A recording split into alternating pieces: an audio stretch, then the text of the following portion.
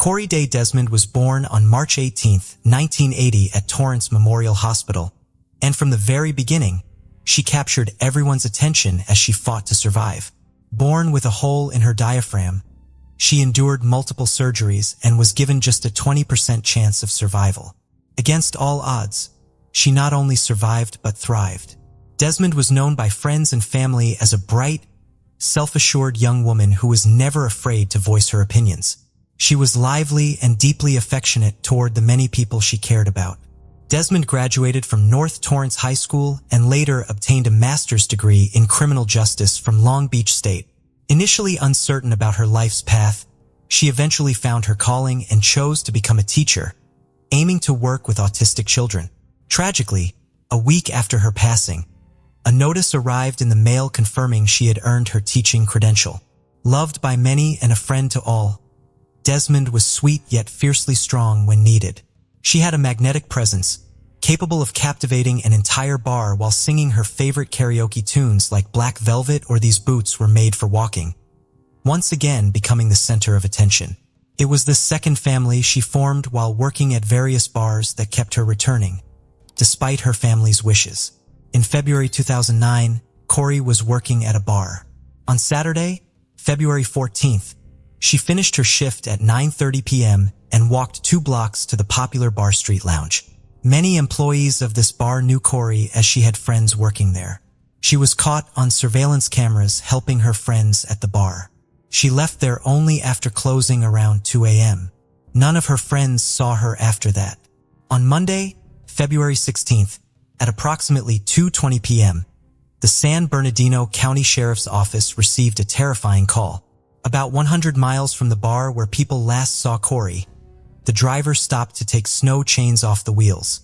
The man felt a strong, unpleasant smell as soon as he exited the car. He thought the source of the stench was an animal that got hit by a car, but still decided to check. Not far from the car, he found something strange. He saw a black plastic garbage bag with a woman's body inside. The man ran out into the road in a panic, stopping cars and asking to call the police as his phone's battery was dead. They identified the victim by fingerprints and driver's license. It was 28-year-old Corey Desmond. Subjected to a brutal attack, the woman died from strangulation. She had a lot of bruises on her face and neck and injuries to the back of her head. Corey tried to fight back as she had several defense wounds. Although unable to determine the exact time of death, the medical expert said Corey was on the street for about 36 hours before the man found her. Corey's pants were unbuttoned and pulled to her knees, but no signs of intimate contact were found. The first conclusion that investigators came to was that the place where the driver found Corey's body was not the place of her death. The criminal left her body by the side of the road hoping it would take time to find it. Before the man found her body, the rain destroyed all possible evidence. Reporting bad news to the families of the dead or missing is perhaps the hardest thing in the work of a policeman. At that time, Corey was living with her grandmother. The news about the granddaughter's body found in a garbage bag shocked the woman, and this news was no less devastating for Mark, Corey's father. Mark knew perfectly well how the system worked. Sometimes the police delay the investigation for many months because they need a warrant to conduct searches, interrogations, and fingerprinting. There are cases when the time-consuming bureaucracy slows down the process of solving a crime. Therefore, Mark decided not to sit and wait for the police to find the person who deprived him of his daughter. He decided to act.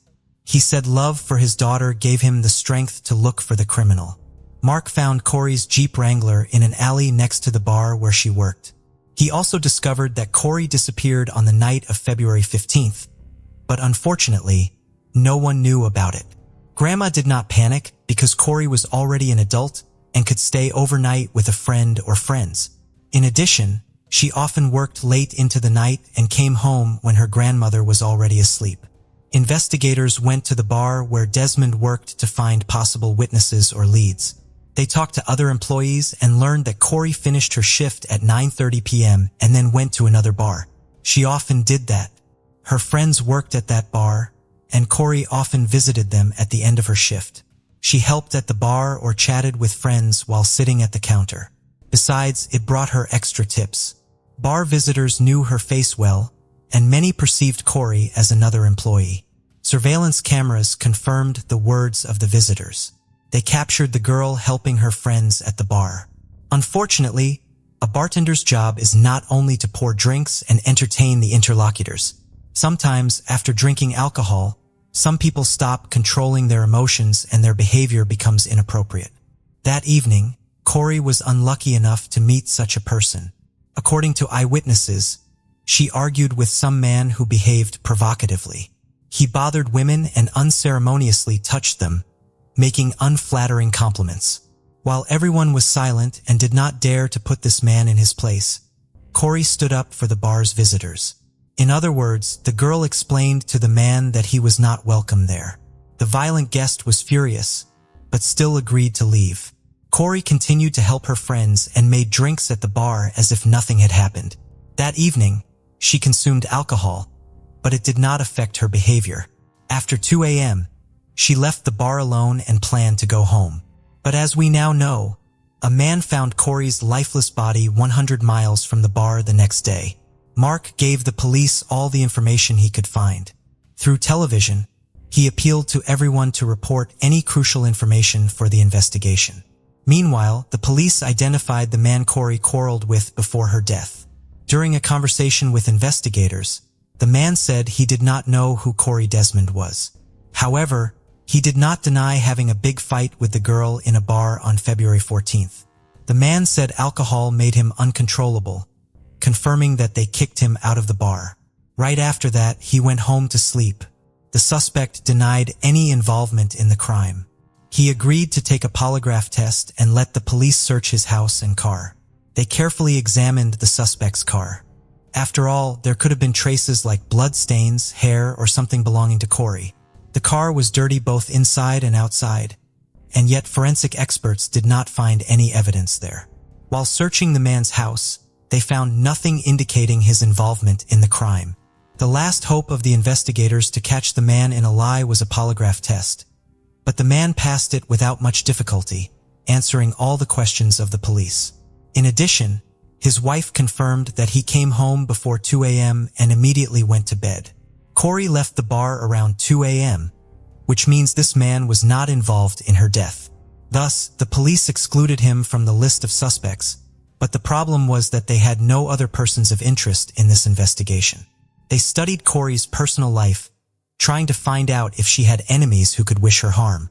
Investigators found out another strange detail. The owner of the bar where Corey worked said that that night, she came and asked for permission to use the toilet. But since the bar was closed, he refused the girl's request and advised her to go home. It was about 2:20 in the morning. What happened next remained a mystery because Corey never got in the car and did not go home. Investigators assumed that she had been abducted or assaulted near her place of work. However, the bar's surveillance cameras did not record this, and there were no witnesses on the street at such a late hour. At the time of Corey's death, her blood alcohol content was more than 4 times the legal limit for driving. It was unclear whether she planned to use her car or was looking for other ways to get home. Unfortunately, she did not meet anyone who would help her that night. A month later, the investigation reached a dead end. The police checked all the versions and clues, but found no new suspects. Corey's father, Mark, wasn't going to give up. He rented 3 billboards on Artesia Boulevard in Redondo Beach. The billboards contained a photo of his daughter with the question, "Who killed Corey D. Desmond?" The man offered a $15,000 reward for any information helpful to the police. "I'm going to keep them up there to let people know the guy is still out there," Mark Desmond said. "Maybe it will save somebody." To some extent, this story is similar to the one of Alexandra Kemp. The latter's father, Roger, did everything to find the criminal, and billboards played a crucial role in solving the crime. If you haven't watched this story yet, click on the link at the end of this video. Information about Corey periodically appeared on 50 electronic billboards. Eventually, it brought results. In May 2009, the phone rang at the police station. A woman named Tiffany saw one of the billboards with a photo of Corey. Thanks to this woman, the police were able to solve this case. Tiffany spoke very quietly. The woman was experiencing stress and severe fright, She rambled as if she didn't know where to start. Then she finally focused and said, "Hello, my name is Tiffany. I think my boyfriend, Tony Lopez Perez, killed that bartender girl, Corey Desmond. Please check him. He's behaving strangely, but I'll tell you more when we meet." Tiffany called several times to arrange a meeting with the detective. During their conversation in the park, the woman told him about her suspicions. According to her, on February 14th, she and Tony planned a romantic Valentine's Day dinner. She spent the whole evening preparing for a date. Tiffany took the children to their grandparents, visited a beauty salon, and bought a new red dress. Tony loved it when she wore red clothes. It drove him crazy. The guy was working that day, but had to return home around 11:30 p.m. Tiffany waited for Tony almost all night. The woman tried to contact him, but he did not answer calls and messages. Tony returned home at 4:30 in the morning and, as if nothing had happened, said he was too drunk to go home. He said he fell asleep in his car. Tiffany mentioned that Tony rarely cleaned the interior of his car. However, after a few days, he bought a whole set of cleaning products. He washed the car thoroughly, not letting her help. The guy's behavior seemed strange, but at that moment, she did not attach much importance to it. A few days later, Tony sold his white Dodge for almost nothing and bought another car. He also changed his phone number for no apparent reason. A little later, they had a joint trip to Big Bear Lake. They chatted along the way and everything seemed normal until Tony suddenly stopped the car on the side of the road. He turned to Tiffany and asked her, "Do you think this dead girl, what was her name, the bartender, was dumped here? I'm almost 100% sure that the police found her body here." Tony Lopez Perez and Tiffany lived together for about 4 years. They had a 6-year-old son together, but they never married. He was a hardworking man and got along well with everyone. He has never had any problems with the law. Perez came from a large family with 8 siblings.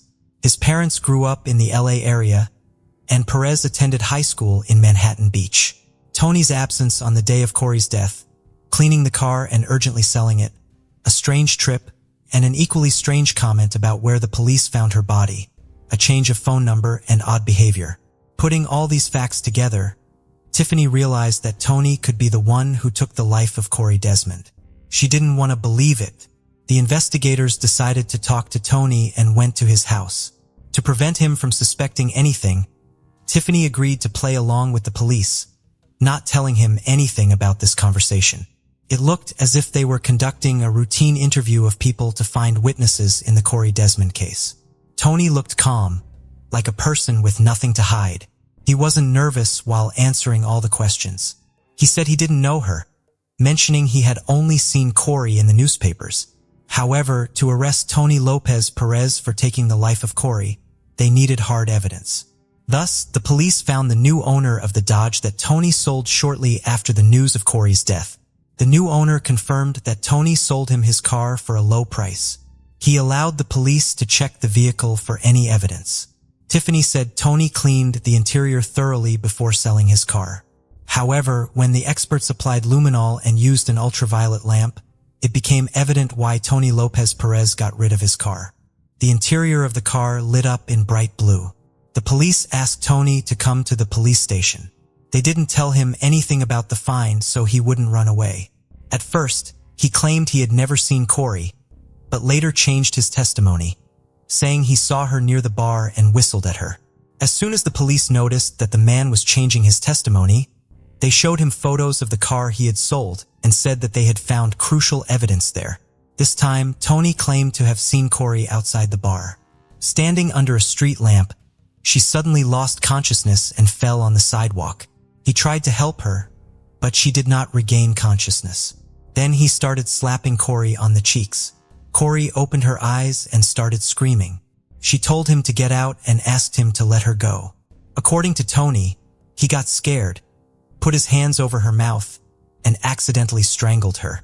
Fearing he would get blamed for Corey's death, he put her body in the back seat of his car and drove home. Perez said he woke up during the night and went outside to see if it was a nightmare. "I opened the door and it was not a nightmare," Perez told detectives. It was true.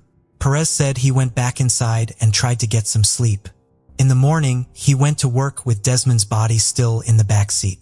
At the end of the working day, he placed her body in 2 garbage bags, took it to a remote area, and left it next to the side of the road. According to Tony's story, what he did to Corey was an accident. He claimed that he was drunk and scared. He accidentally strangled her in a state of panic, but Corey's injuries suggested otherwise. She had severe injuries on the back of her head, bruises on her face and neck, and defense wounds on her hands. Moreover, Corey's pants were down to her knees. Tony Perez was arrested and charged with first-degree deprivation of life. The next day, he showed the police where he dumped Corey's body.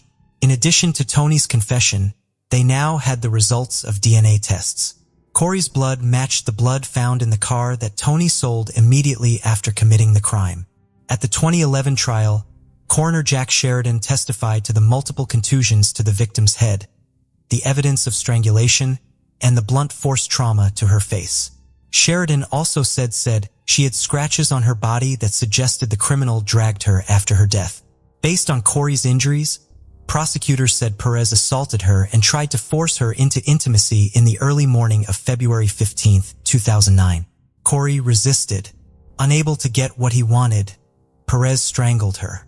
Tiffany Ware testified during the trial. She told the San Bernardino County jury that her former boyfriend, Tony Lopez Perez, had an insatiable appetite for sex in January and February 2009. Even though they were making love almost every day, Ware said Perez was still not satisfied. Tiffany also told the court that Tony had twice engaged in intimacy with her against her will. It happened after the birth of their son and with an interval of about a month. Both incidents occurred when she was fast asleep on the couch after taking painkillers due to severe back pain.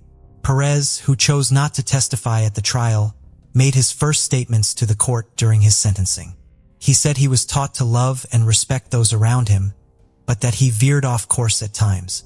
I forgot the key lessons I was taught about in life, which make me a man, a father, a loving uncle to many, and a responsible person who supports his family that I so love, Perez said. In the end, I fell short. He generally stuck to the story his attorney Andrew Hanel presented at the trial that he was scared and didn't mean to hurt Desmond. Hanel argued to a jury of 6 men and 6 women that Perez found her passed out on the sidewalk. He said he tried to calm her down and didn't mean to kill her. I should have thought before acting, Perez said. I should have stepped back and cleared my head. Fear took over. I was so scared, so careless. Corey's father, Mark Desmond, said his daughter had a beautiful future ahead of her before her life was cut short at the age of 28. Tony Perez should live the rest of his miserable life knowing he killed his own children's hopes and dreams at the same time he was killing Corey, her father said. He embodies all the characteristics that women in society fear. Just before sentencing, Perez asked God and the court to show him mercy. My very deepest apologies to the Desmond family and to my own family. I have brought such hurt and sorrow to the Desmonds that will forever shape their life. I hope he never gets out in the street again, said Desmond's grandmother Beverly. I hope he suffers as much as she suffered. In July 2011, a jury of 6 men and 6 women found 36-year-old Tony Lopez Perez guilty of first-degree deprivation of life. He was sentenced to life imprisonment with the right to parole after 25 years. Corey Desmond's family expressed gratitude to Tiffany Ware, thanks to whom the police solved this case. If it hadn't been for her, I don't think they would have ever found out it was him, said Leslie Schwab, a family friend who attended every day of the trial along with about a dozen others in San Bernardino County. On June 1, 2011, the Waller family's life took a turn. A woman named Jackie contacted her sister Cheryl, informing her that she was going to pick up her children from her exo's band Clay. Jackie planned to return home later that day. However, she never came back, nor did she make any further contact.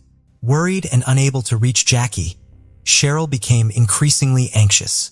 By around 7 p.m., Cheryl decided to drive to the police station. Here, she made a startling statement. Cheryl claimed that Clay Waller had killed her sister. The police officers found this accusation shocking since Jackie had only called a few hours earlier, and there hadn't been any immediate cause for concern or reason to believe she was in danger at that time. Despite the unusual nature of Cheryl's assertion, it eventually became apparent that her instincts were correct. Jackie was indeed entangled in a troubling situation. So what exactly happened to Jackie? And why was Cheryl so convinced her sister had been murdered by her ex-husband even before Jackie was declared missing? Jackie was known for being sweet, kind, and caring. When she met Clay, there was an instant connection between them. Clay had a speech impediment that had subjected him to ridicule by others. This made him feel awkward and uncomfortable in social situations. However, unlike others, Jackie didn't ridicule him. Instead, she defended him and ensured he wasn't hurt by people's unkind remarks. Jackie's nature was all about protecting the vulnerable, fighting injustice, and helping everyone around her. It wasn't long before their bond grew stronger, and they got married. At the time of their marriage, both were about 30 years old and aspired to have a large family. They bought a small house in Sanguine View, Missouri, where Jackie began creating a family nest. She had a successful career. Unfortunately, the same couldn't be said about Clay. His life consisted of numerous failures, and he struggled with holding down any job for long periods. As a result, Jackie became the primary breadwinner of the family. She always dreamed of having children, but faced challenges in conceiving naturally. Determined to become a mother, though, she underwent fertility treatments, commonly referred to as ECO. So when Jackie discovered she was pregnant, with triplets no less, her joy knew no bounds.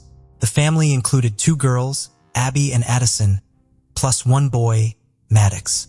It was incredibly challenging for the woman to care for 3 children at once. Nonetheless, she did not complain. She continued to shoulder all responsibilities by herself, without relying on her husband. He seemed uninterested in the children. At that time, Clay took a job with the sheriff's office to support the family while his wife cared for the children. However, he didn't stay long. He was fired after a year. Only Jackie's parents and sister provided assistance with the children, allowing her some respite. When Clay lost his job, Jackie took on work to support the entire family. Even after their children were born, Clay did not change his behavior and showed little interest in either his family or work. Occasionally, he engaged in part-time work that didn't bring in the expected income. Clay seemed comfortable living off his wife's hard work. She worked 40 hours a week and managed the household simultaneously. Jackie's career progressed. She soon secured a management position at an insurance company branch. This advancement further relaxed Clay's attitude toward financial responsibility. Instead of appreciating his wife's efforts, Clay mistreated her in various ways. He insulted her frequently, called her worthless, and demeaned her value by stating no one wanted her. His infidelities and abusive actions caused significant distress. Jackie's parents and sister were deeply troubled by Clay's behavior and urged her to divorce him. However, Jackie was reluctant to take such a drastic step at that time and tried to salvage their marriage. Every day brought diminishing hope that their relationship could be saved. Over the next few years, financial difficulties compounded their problems because Clay was not working while Jackie's salary could no longer cover all expenses for their large family. Mounting mortgage debts led to their house being foreclosed upon. The woman decided it was time to move in with sister, seizing upon the opportunity. Her husband then relocated to a friend's place. At this point, their children were a bit older. Jackie faced the tough yet necessary choice to file for divorce. She believed she and her kids deserved a better life. When Jackie brought this up with her husband, Clay seemed calm initially. However, he soon changed his stance and refused the divorce. His threats started subtly, but gradually escalated into direct threats against her life. He warned that divorcing him would be like signing a death warrant for herself and their children. These threats terrified Jackie, yet she remained resolute. Living under such conditions was no longer an option for her, so she sought ways to end her marriage with Clay. She turned to her family, sharing the troubling behaviors of her husband, and began keeping a diary to document his actions. Jackie also noticed that Clay was stalking her. For the sake of safety, she and her children moved in with her sister during this period. Her kids were only 5 years old and didn't understand the situation fully. Nonetheless, Jackie explained that their current living arrangement was crucial. Time passed, and things began to stabilize as the divorce process neared its conclusion. It appeared that Clay had come to terms with their separation and ceased his harassment towards Jackie. They even started forming new relationships on the side. Jackie allowed Clay visitation rights with their children, and disputes between them reduced significantly. On June 1, 2011, Clay and Jackie agreed to meet at the attorney's office to finalize the last aspects of their divorce. On that day, their son Maddox was visiting his father, while Jackie's other children stayed with Cheryl, Jackie's sister. After the meeting at the attorney's office, Jackie planned to pick up Maddox from Clay's house before heading back to Cheryl's place. Leaving the office, Jackie telephoned her sister Cheryl to report that everything had gone smoothly and mentioned she was on her way to collect Maddox from Clay's residence before returning home. That conversation would be their last. Jackie gradually lost touch. As time passed, her sister became increasingly anxious and started calling Jackie, but there was no answer. She then tried calling Clay, but he didn't respond either. Cheryl began to suspect that Clay had done something to Jackie. She sent him a text message. "If I don't hear from Jackie in 5 minutes, I'm going to the police." Almost immediately, Clay called back asking what was wrong. Cheryl responded firmly, stating that she believed he knew exactly what was happening. Clay asserted he didn't know where Jackie was and mentioned he would instruct her to call Cheryl when he saw her. However, Cheryl wasn't convinced. She took her sister's children to their parents at a house and filed a police report personally. Initial skepticism about Clay's involvement in Jackie's disappearance, the detectives took her concerns seriously. They didn't make her wait for 24 hours before investigating further. Instead, they pried to contact Jackie's ex-husband for any leads on her whereabouts. When questioned, 41-year-old Clay informed them that he had lunch with Jackie. They subsequently went to the attorney's office to discuss some aspects of their divorce, and then drove together to his house for further discussions. He claimed that after chatting for a while, he left for the store. Upon his return, Jackie's car was gone. He assumed she had departed. Clay added that his son, Maddox, was in Illinois with his new girlfriend at the time and insisted Jackie was aware of it. According to him, Jackie wasn't there for her son, but merely to talk about other matters with Clay. However, Cheryl found his statements implausible and inconsistent with what she knew. Jackie made it known that her visit to Clay's house was solely for seeing her son. She had no intention of discussing anything else with him, especially given that she wouldn't have allowed her son to be far away with another woman. Noting these discrepancies, Cheryl managed to convince the investigators that Clay's account lacked credibility and suggested he might be concealing crucial information about Jackie's disappearance. In light of this new perspective provided by Cheryl, investigators were now treating the case more urgently, as both the missing person and her car remained unaccounted for. A comprehensive search was launched for Jackie a few hours after her disappearance. Investigators her Honda Pilot on an interstate highway with a flat tire, but there were no signs of an accident. The tire appeared punctured intentionally, making the scene look staged. The car was open and empty, with a few bloodstains on the back seat, but no other clues indicating her whereabouts. These disturbing details hinted at a possible attack and kidnapping. The search effort for Jackie was concentrated in the vicinity where her car was found. Numerous volunteers, including police officers, rescue squads with dogs, and family members, participated in the search. They came from various parts of the region, responding to requests from Jackie's relatives. Despite the unbearable heat, many were willing to help locate her. Jackie's family announced a reward of $3,500 for information about her whereabouts. Despite their efforts, including extensive searches and public appeals for assistance, the search yielded no results for several days. Police began to scrutinize Clay, Jackie's ex-husband, more closely. When they visited his house to speak with him again, he recounted the same story as before, but refused access to his home and car. He promptly hired a lawyer who asserted his rights. For days after Jackie's disappearance, Clay left her a voicemail with a distressed tone. "Hi, honey. It's Sunday. You went missing on Wednesday. Please call me if you get this message. I don't know where you are, and I miss you very much." Detectives later obtained a search warrant and returned to Clay's residence for a thorough inspection. During this inspection, they discovered blood-like stains in his vehicle. Forensic analysis revealed it was fish blood. Clay had deliberately coated the car with fish blood and recorded it on video as a test for forensic experts. In addition to examining the vehicle, investigators noted conspicuous details in Clay's house. A section of carpet had been removed from the floor, leaving an obvious mark. Tiny drops of blood were also found on the walls of the hallway leading to the basement. These findings raised further questions about Clay's involvement and intentions regarding Jackie's disappearance. Traces of furniture rearrangement were evident, signaling that something unusual was happening in the house. Forensics examined under the floorboards and discovered a bloody carpet. Blood samples from the house and the carpet were sent to the laboratory for further examination. Detectives tracked the missing woman's last known movements to 1:10 a.m. She was observed at a drugstore with her ex-husband. The pair appeared composed and normal. Approximately 2 hours later, she was seen at an ATM withdrawing money. After that, Jackie did not reappear on CCTV.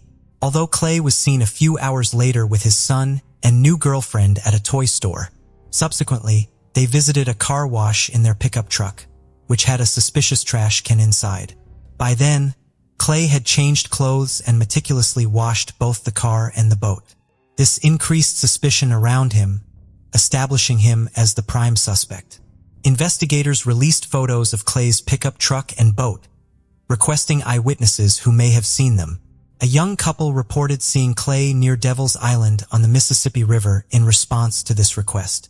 Detectives confirmed this information through an analysis of Clay's cell phone billing records, prompting them to focus search efforts in that area.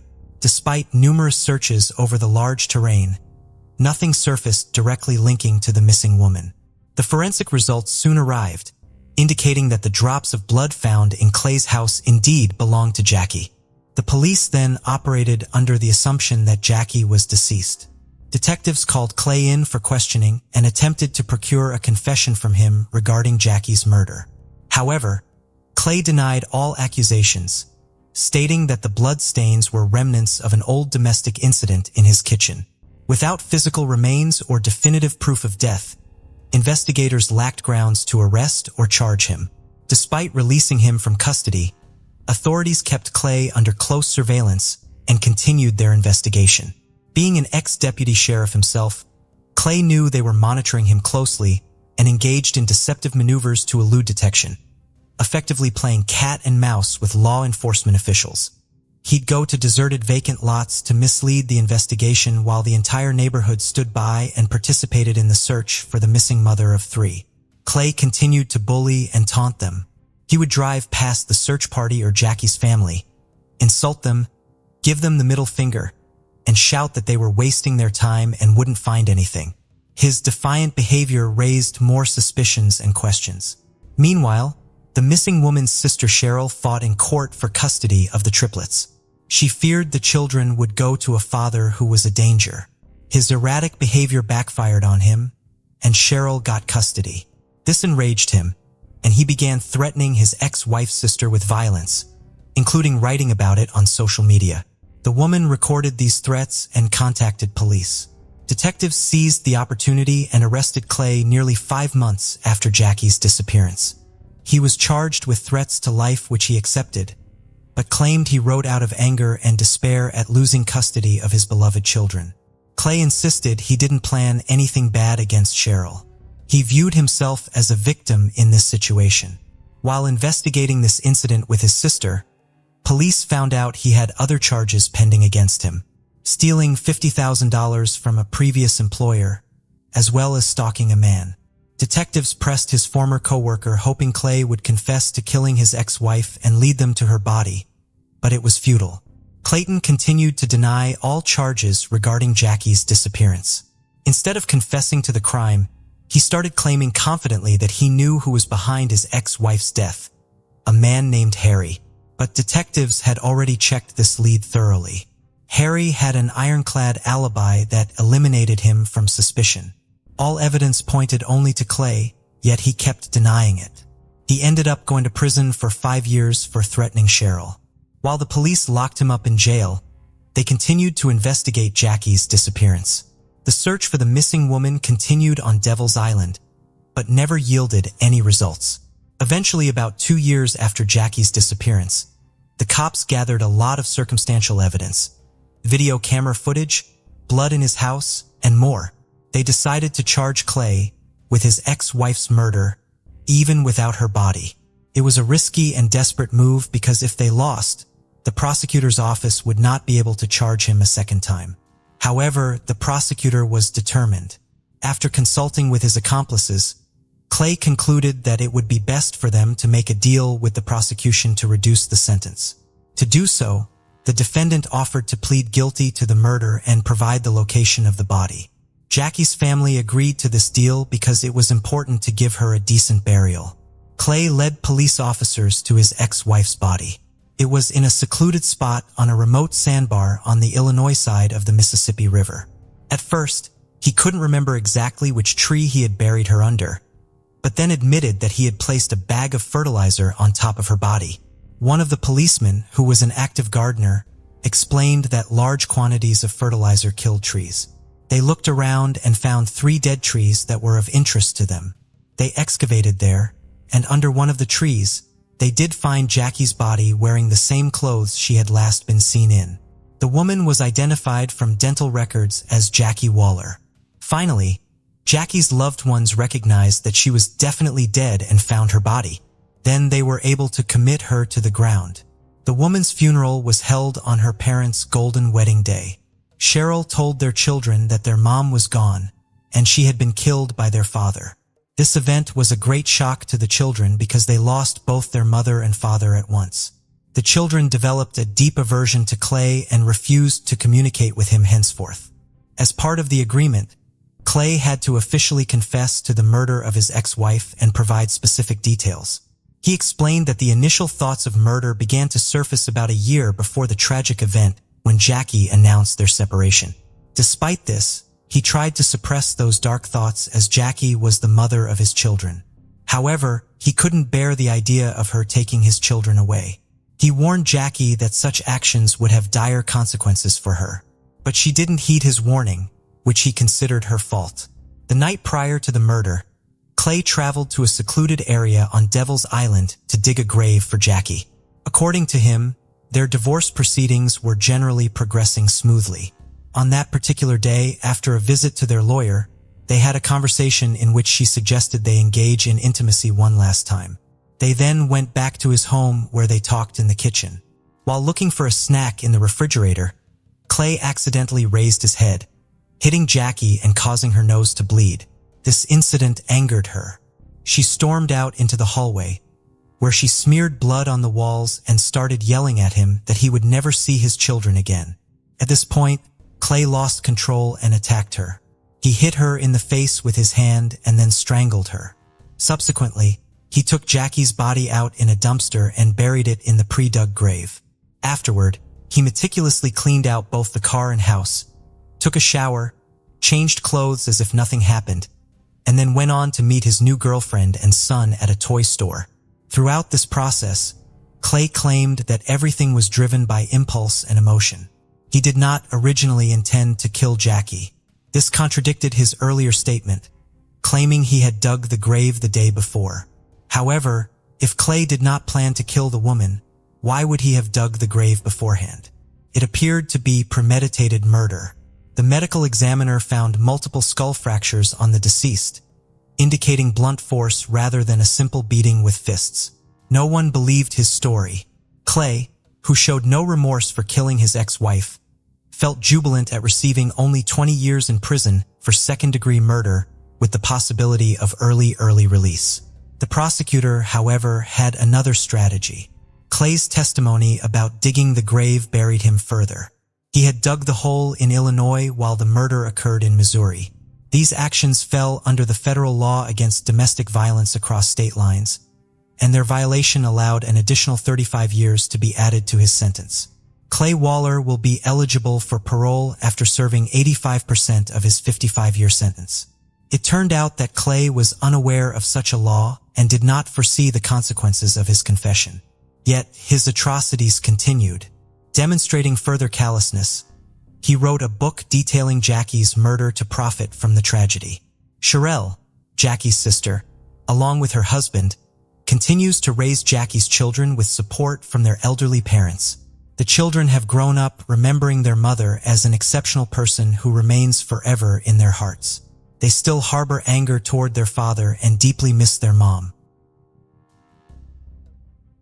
John Cheek, a 28-year-old hard-working man, was on the verge of reaping the rewards of his efforts by the end of 1993. Fresh out of business school, he had risen to become the chief financial officer of a major real estate company and already owned a home in Memphis, Tennessee. Throughout 1993, John had dedicated himself to a business deal that would take his company public, a move poised to earn him millions in stock options and a six-figure salary. However, such a significant reward demanded immense effort. John had spent most of 1993 working grueling 18-hour days and traveling extensively to finalize the details of the deal. He had just returned from a 3-day multi-city business trip and confided in a work friend that he hadn't slept in over 72 hours. On the night of December 2nd, John attended a business dinner where he became slightly intoxicated. A coworker dropped him off at his car, parked near the intersection of Poplar and Ridgeway in Memphis. This was the last confirmed sighting of John. The next day, John did not show up for work, which was highly out of character for him. His 1987 Acura Legend was found abandoned near the Interstate 55 bridge over the Mississippi River. The immediate concern was that John had committed suicide by jumping into the river, but his family is adamant that he would not do that, and a subsequent search of the river did not locate John's body. There were unconfirmed sightings around the country shortly after John went missing, but a credible one did not occur until February of 1994. On Valentine's Day, a truck driver named Ron Jackson saw a missing persons flyer with John's picture on it at a truck stop in West Memphis, Arkansas. Ron believed that the man in the photo was a man he had met the day prior in Raffine, Virginia. On February 13th, Ron had seen a man he assumed was a drifter sleeping on a couch in the Raffine truck stop. Juan had woken the man up and offered to buy him breakfast, simply trying to be kind to someone who appeared to be down on his luck. Juan believed that there was something wrong with the man mentally, in part because he claimed to be living in an Arkansas homeless shelter but was hundreds of miles away from Arkansas in Virginia. However, he did not think that the man was a typical homeless person. His clothes were clean and well cared for, and he spoke as though he had a high level of education. John's family was convinced that this was a true sighting of John when they heard that the man had been wearing a type of slip-on moccasin consistent with the kind that John liked to wear. John's family subscribes to the theory that John had some sort of psychological break due to the stress of his job and is wandering the country potentially unaware of who he is or where his home is. As John's whereabouts remain unknown, this remains an option. However, no other option can be ruled out either. John could have committed suicide and his body was just never located. John could have been killed for his share of the earnings company would have made after it went public. The company, Mid-America Apartment Communities Incorporated, has assets of almost $11.5 billion as of 2017 and brought in $1.5 billion in revenue that year alone. Until John or his remains are found, the truth about his disappearance will remain unknown.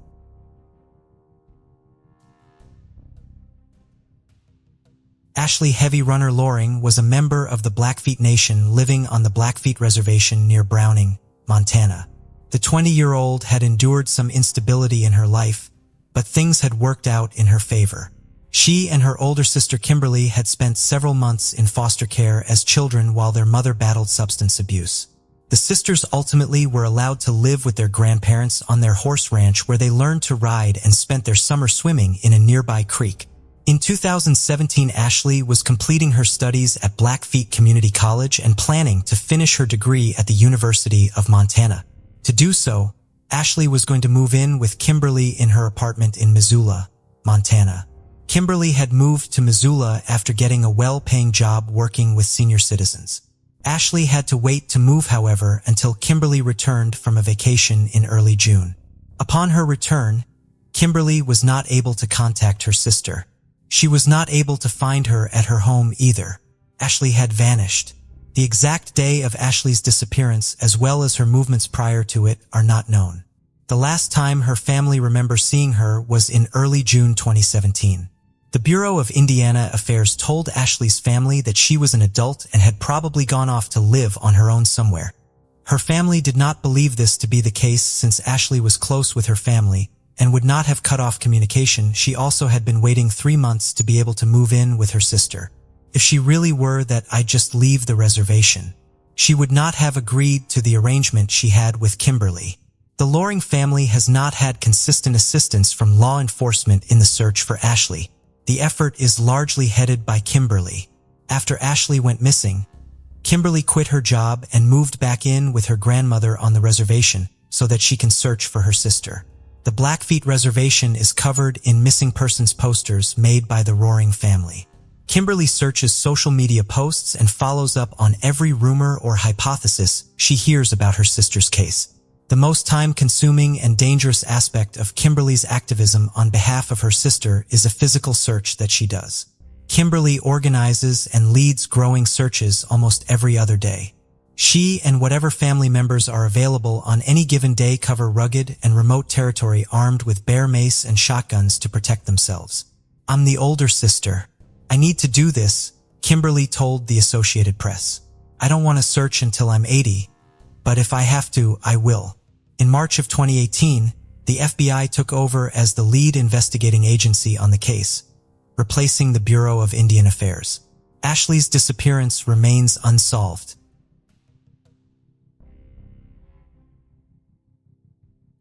Kevin Hicks lived with his family in Croydon in South London. The 16-year-old was described as a happy teenager who had no problems at school or with his grades. On Sunday, March 2, 1986, he left home at approximately 8:30 p.m. He told his mother that he needed eggs for a home economics exam the following day. He left home with only £1 to head to the Sparing store just a few minutes away on Lower Addiscombe Road. At approximately 10 p.m., an hour and a half after Kevin left home for his quick errand, a friend saw him on Shirley Road heading in the direction of his house. This person would be the last to ever see Kevin. That same night, Derek Hicks, Kevin's father, had a work emergency and had to leave home at 9 p.m. to handle it. When he arrived back at his house at 11, Kevin was not yet home. Since Kevin was a courteous son, he would call if he were going to be late. Derek went out again to drive around looking for Kevin. Friends of Kevin's were called and then the police. The following morning, police went to the John Ruskin School where Kevin was a student. None of his friends or classmates could tell them where he was. The police also went to the Sparings to inquire about Kevin's trip there. Unfortunately, the security camera in the shop did not have a tape in it the night Kevin went missing, and the staff could not remember if Kevin had been there or not. As such, it is unclear if Kevin ever made it to the store or if that really were his intended destination. Investigators performed extensive searches of nearby parks and metro stations, but were unable to locate any sign of Kevin. The case ultimately went cold. On October 25, 1996, an anonymous caller left a voicemail message at the offices of the Croydon Advertiser and claimed they knew the location of Kevin's body. Police were unable to trace the call, and the lead went nowhere. In February 2016, the Metropolitan Police announced a £20,000 reward for information in Kevin's case. They also indicated that they believed that Kevin was murdered the night he went missing and that they were looking to recover his body. Kevin's mother passed away from a brain tumor in October of 1994. His father passed away 10 years later. Kevin's younger sister, Alexandra, continues to search for information about what happened to her brother.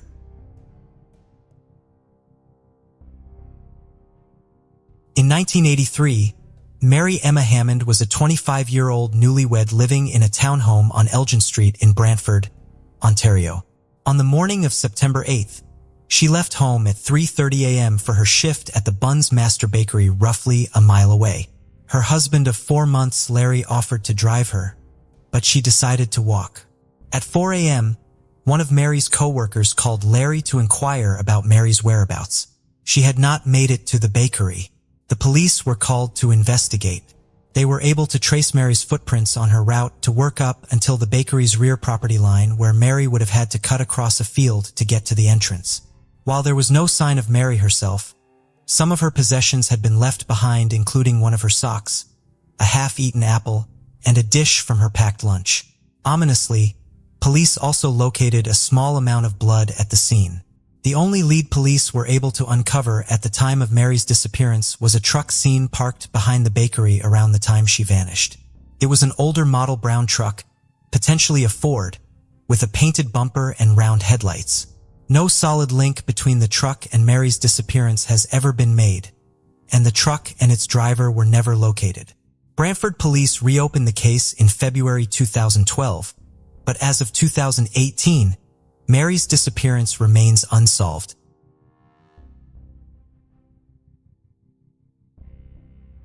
In 1973, 21-year-old Henry Baltimore Jr. was a junior at Michigan State University in Lansing, Michigan.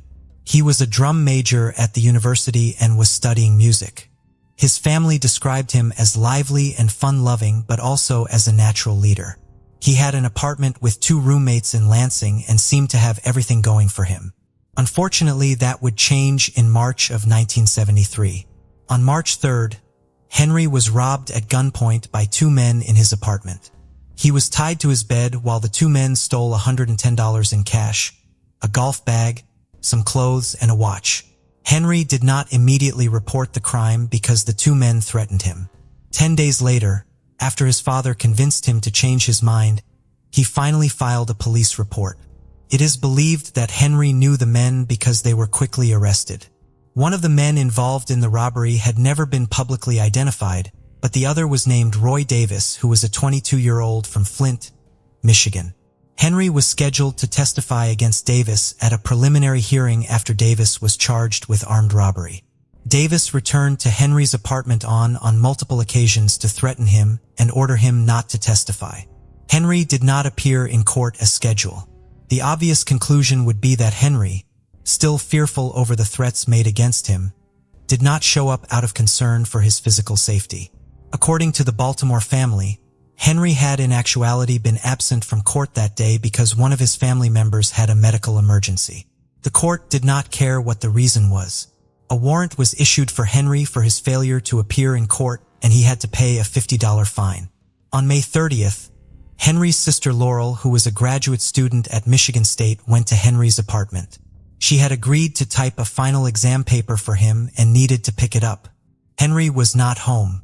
He would never be seen again. Henry had been rescheduled to testify in court just 2 days after he went missing.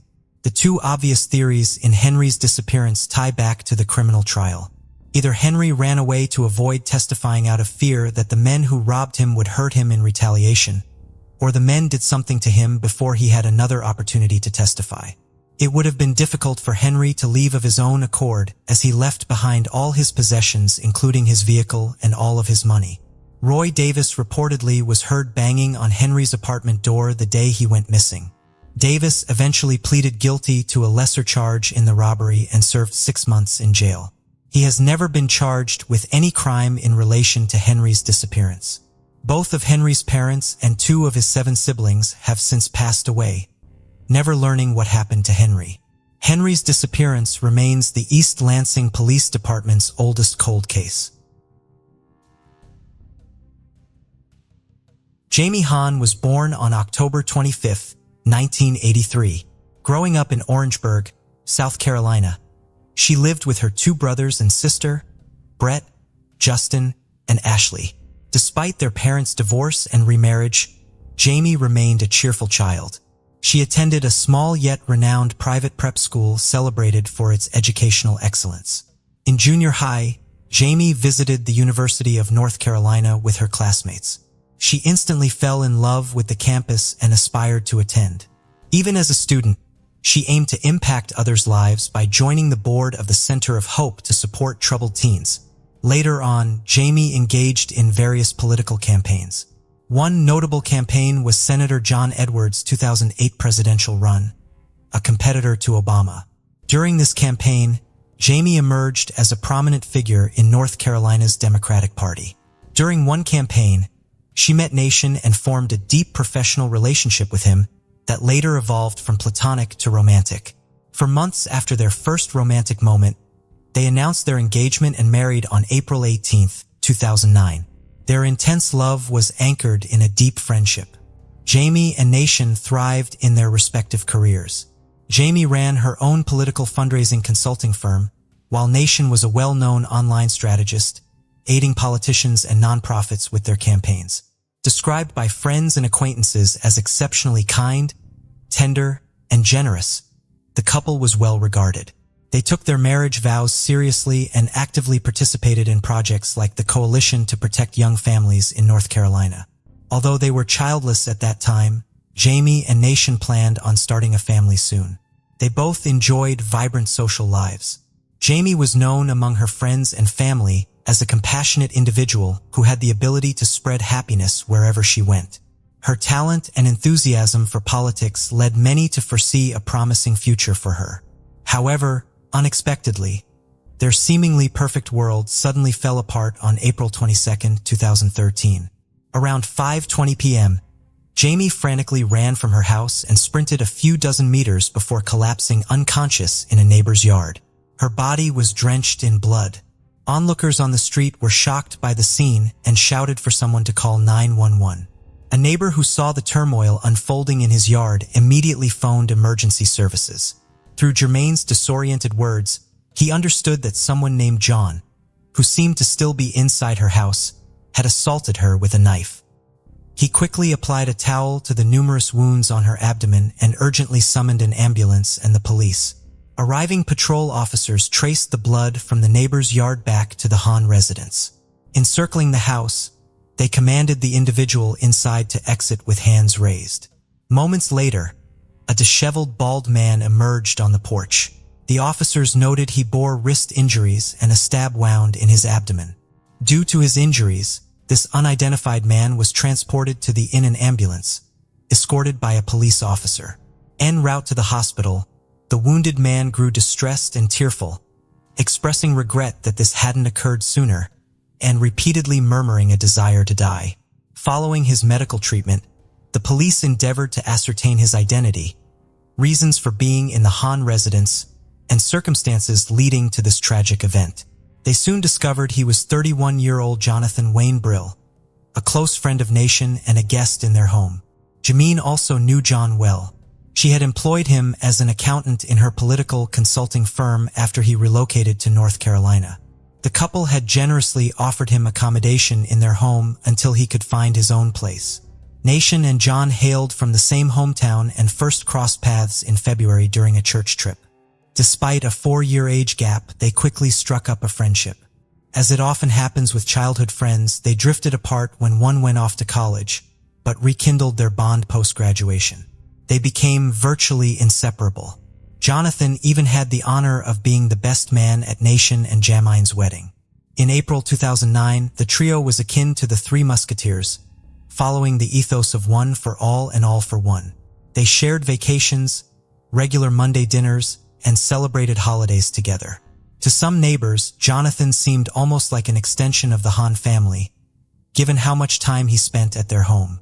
This deep, seemingly unbreakable bond makes the violent incident that left all three with stab wounds in their own home all the more perplexing and tragic. Every Monday, Jaime and Nation would host their mutual friend Jonathan for dinner. On that particular day, Broyhill arrived earlier than usual, with the intention of discussing recent campaign details with Jaime. The friends were deeply concerned about John's well-being, as he had confided in them about his diagnosis of pancreatic cancer, a notably aggressive and often terminal disease. The Hans, in their caring nature, accompanied Jonathan to his medical appointments and were consistently present, offering every possible support in his arduous battle for life. There was an instance when Jaime, overwhelmed with emotion, asked Nation if they should consider having a child soon so that their future offspring might have the chance to know Jonathan. Such was their affection and regard for their friend. They wished even their yet-to-be-born child could have the opportunity to bond with him. The recent diagnosis of cancer was a harsh blow, but it wasn't the first health challenge Brill had encountered. Over the years, John had experienced multiple hospitalizations. He had once revealed to Nation that he was diagnosed with multiple sclerosis during a gallbladder operation. Consequently, the Hans invited Jonathan to live with them temporarily, offering care and support until his health improved. On that fateful Monday, Jaime and Jonathan were already engaged in work-related discussions in the kitchen when Nation arrived home and headed upstairs to change. Nation was startled by Jaime's screams calling out his and then John's name. Assuming that Brill may have fallen ill given his medical condition, Nation hurried downstairs midway. He was met with Jaime's terror-stricken voice, crying out that someone was trying to stab her. Rushing into the kitchen, Nation was confronted with the horrifying sight of his wife on the floor, bleeding profusely. John stood over her, wielding a large kitchen knife. As Brill and started advancing towards Nation, knife raised threateningly. Nation froze in disbelief. How could such a nightmare unfold in mere minutes? In a desperate act of self-defense, Nation grabbed the knife blade with one hand, while striking John in the face with his other hand. Amidst this chaos, he frantically urged Jermaine to run for safety. Attempting to subdue a man who until moments ago was his closest friend seemed almost unreal. Despite her grave injuries, Jaime miraculously managed to rise from the floor and flee through the side door of their home. Once she was out, Nation, overcoming shock and tumult, pushed Jonathan aside and hurried after his wife. Outside, Jaime desperately made her way to the nearest neighbor's house for help. Unfortunately, no one responded to her urgent knocking. Summoning her remaining strength, she attempted to reach the next house, but collapsed unconscious in their yard due to her overwhelming injuries. Alerted by the commotion and drawn by the screams, passers-by quickly came to her assistance, while a neighbor called for an ambulance and the police. Meanwhile, Nation, panicked, searched frantically for Jaime. Following the trail of blood led him to discover her in a neighbor's yard. She was conscious, but in agony, clutching her side. Kneeling beside her, he took her hand and tried comforting her with promises of recovery and future anniversaries and vacations by the sea, though tears streamed down his face. As he spoke, clutching Jaime's hand, Nation was overwhelmed by thoughts of a life without her, and unable to fathom how their peaceful life had taken such a sudden turn. As they awaited help, a neighbor swiftly brought a towel to press against Jaime's bleeding abdomen. Unfortunately, the towel was quickly soaked with blood. Another compassionate neighbor elevated Jaime's legs onto a bag of leaves, trying to give some comfort. The ambulance was on its way, but to the onlookers the wait felt endless. Even though it was only a few minutes, Jaime's breathing grew labored, a clear sign of her critical state. When the paramedics arrived, they promptly administered life-saving measures. Nation, having suffered severe cuts to his hand while wrestling with the knife, also desperately needed medical attention. Both he and Jaime were rushed to the hospital. During transport, Jaime lost consciousness and upon arrival was taken immediately for emergency surgery. Meanwhile, Nation, overwhelmed with worry for his wife and oblivious to his own pain, received stitches. He was in such shock that he repeatedly tried to enter the ICU, desperate for any updates about Jaime, but was denied access. Seated anxiously on a hospital bed, Nation was tormented by thoughts of Jaime's condition, over a dozen stab wounds, a severed artery, and severe liver damage. His only solace during those excruciating moments was hoping and praying for her survival. By some miracle, Jaime did survive the surgery initially, but tragically, this hope was short-lived. She never regained consciousness. 2 days after this harrowing ordeal, Jermaine succumbed to her injuries. The autopsy revealed a grim reality. She had sustained 24 stab wounds across various parts of her body, including her face, neck, back, hands, and forearms. However, the most lethal injuries were inflicted on her abdomen and chest, resulting in catastrophic damage to her lungs and liver.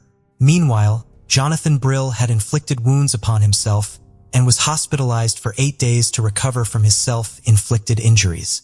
On Tuesday, April 30th, 2013, still needing medical attention with bandages on both wrists, Brill was transported on a stretcher to the magistrate's office in Wake County. The individual was formally charged with first-degree murder in the case Jaime Han and assault with a deadly weapon on Nation Han. Due to the severity of the charges, he was held without bail and at Central Prison in Raleigh. This facility was specifically chosen because it housed a hospital wing, ensuring that Bree Hill would continue to receive the necessary medical treatment while in custody for his crimes. The tragic and sudden loss of Jaime profoundly impacted many, leaving a lingering question. Why would someone she considered a best friend commit such a horrific act, robbing her of her future? In the wake of the tragedy, speculation swirled within the community about a substantial amount of money that had gone missing during the election campaign, managed by Jermaine's team. Jonathan Brill, who had served as the accountant, officially ceased working for the company at the end of 2012. Despite this, he remained responsible for providing Jaime with financial details and assisting in the preparation of financial reports.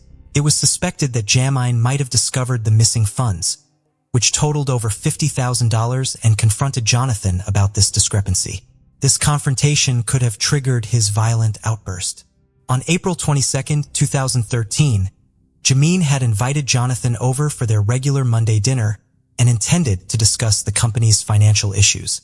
The exact sequence of events during Nation's brief absence remains unclear.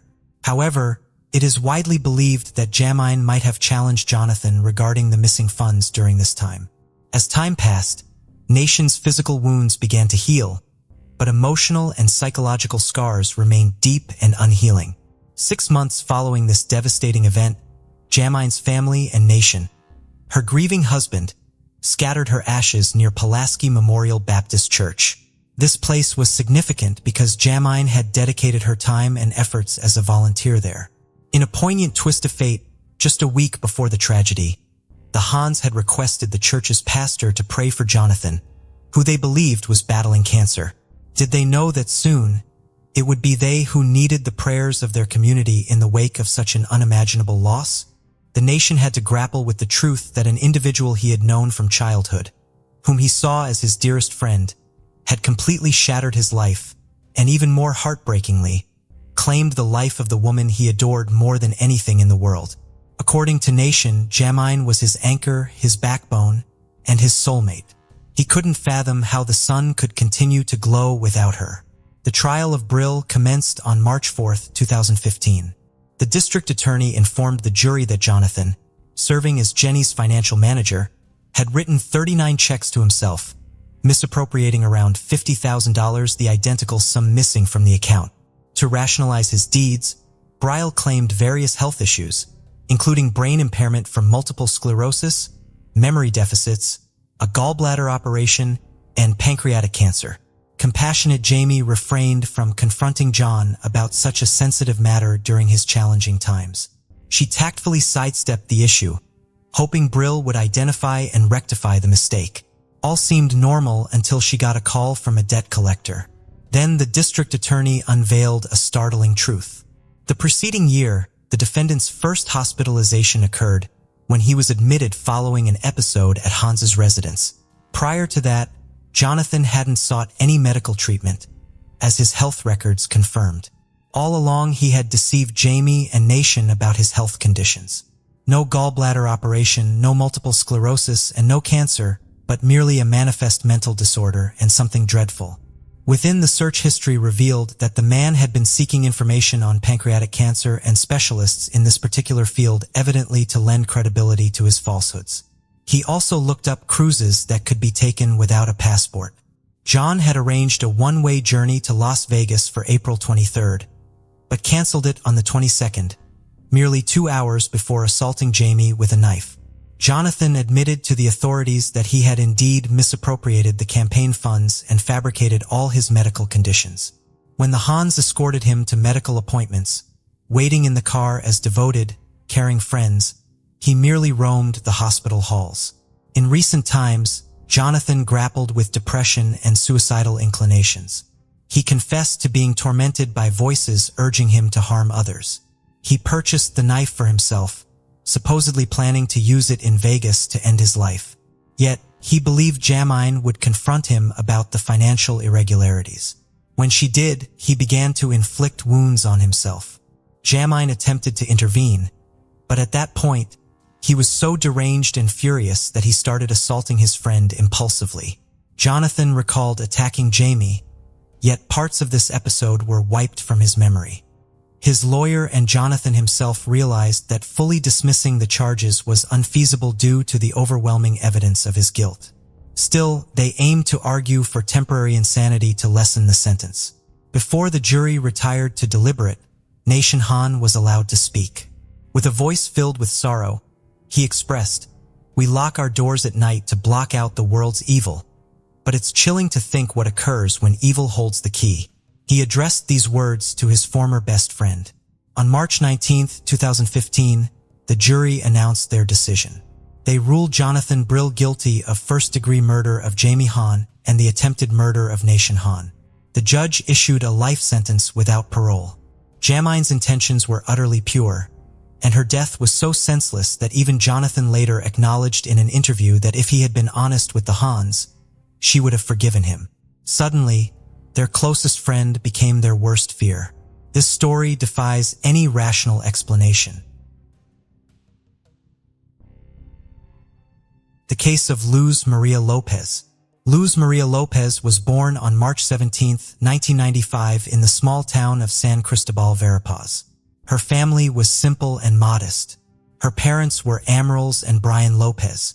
Luz Maria was the youngest of two children. She grew up with her older brother, Omar. As an infant, she faced a life-threatening intestinal obstruction. To save her, doctors performed a complex operation without guarantees of success. Her mother prayed fervently for her recovery and firmly believed that her daughter would pull through, and she did. The surgery at such an early age did not impact Luz Maria's development. Throughout her school years, Luz Maria actively engaged in sports, especially gymnastics and athletics. She also had a passion for classical choreography. Her creative nature made it easy for her to communicate and connect with different people, quickly forming friendships. Academically inclined towards the humanities, she excelled in her studies. After finishing school, Luz Maria contemplated higher education and opted for a prestigious state university. She decided to pursue a law degree and later specialized in criminalistics due to her genuine interest in this field. A significant moment occurred during her student years when Luz Maria and her mother visited a car dealership in Coban, the capital of Olivera Pass. It was Omar's 25th birthday that year, and they wanted to gift him something special, a motorcycle he had always dreamed of. At the showroom, a polite and attentive young consultant named Jorge welcomed them. He showed them various models and provided recommendations. Mother and daughter chose a model but wanted to consult with the head of the family before finalizing their decision.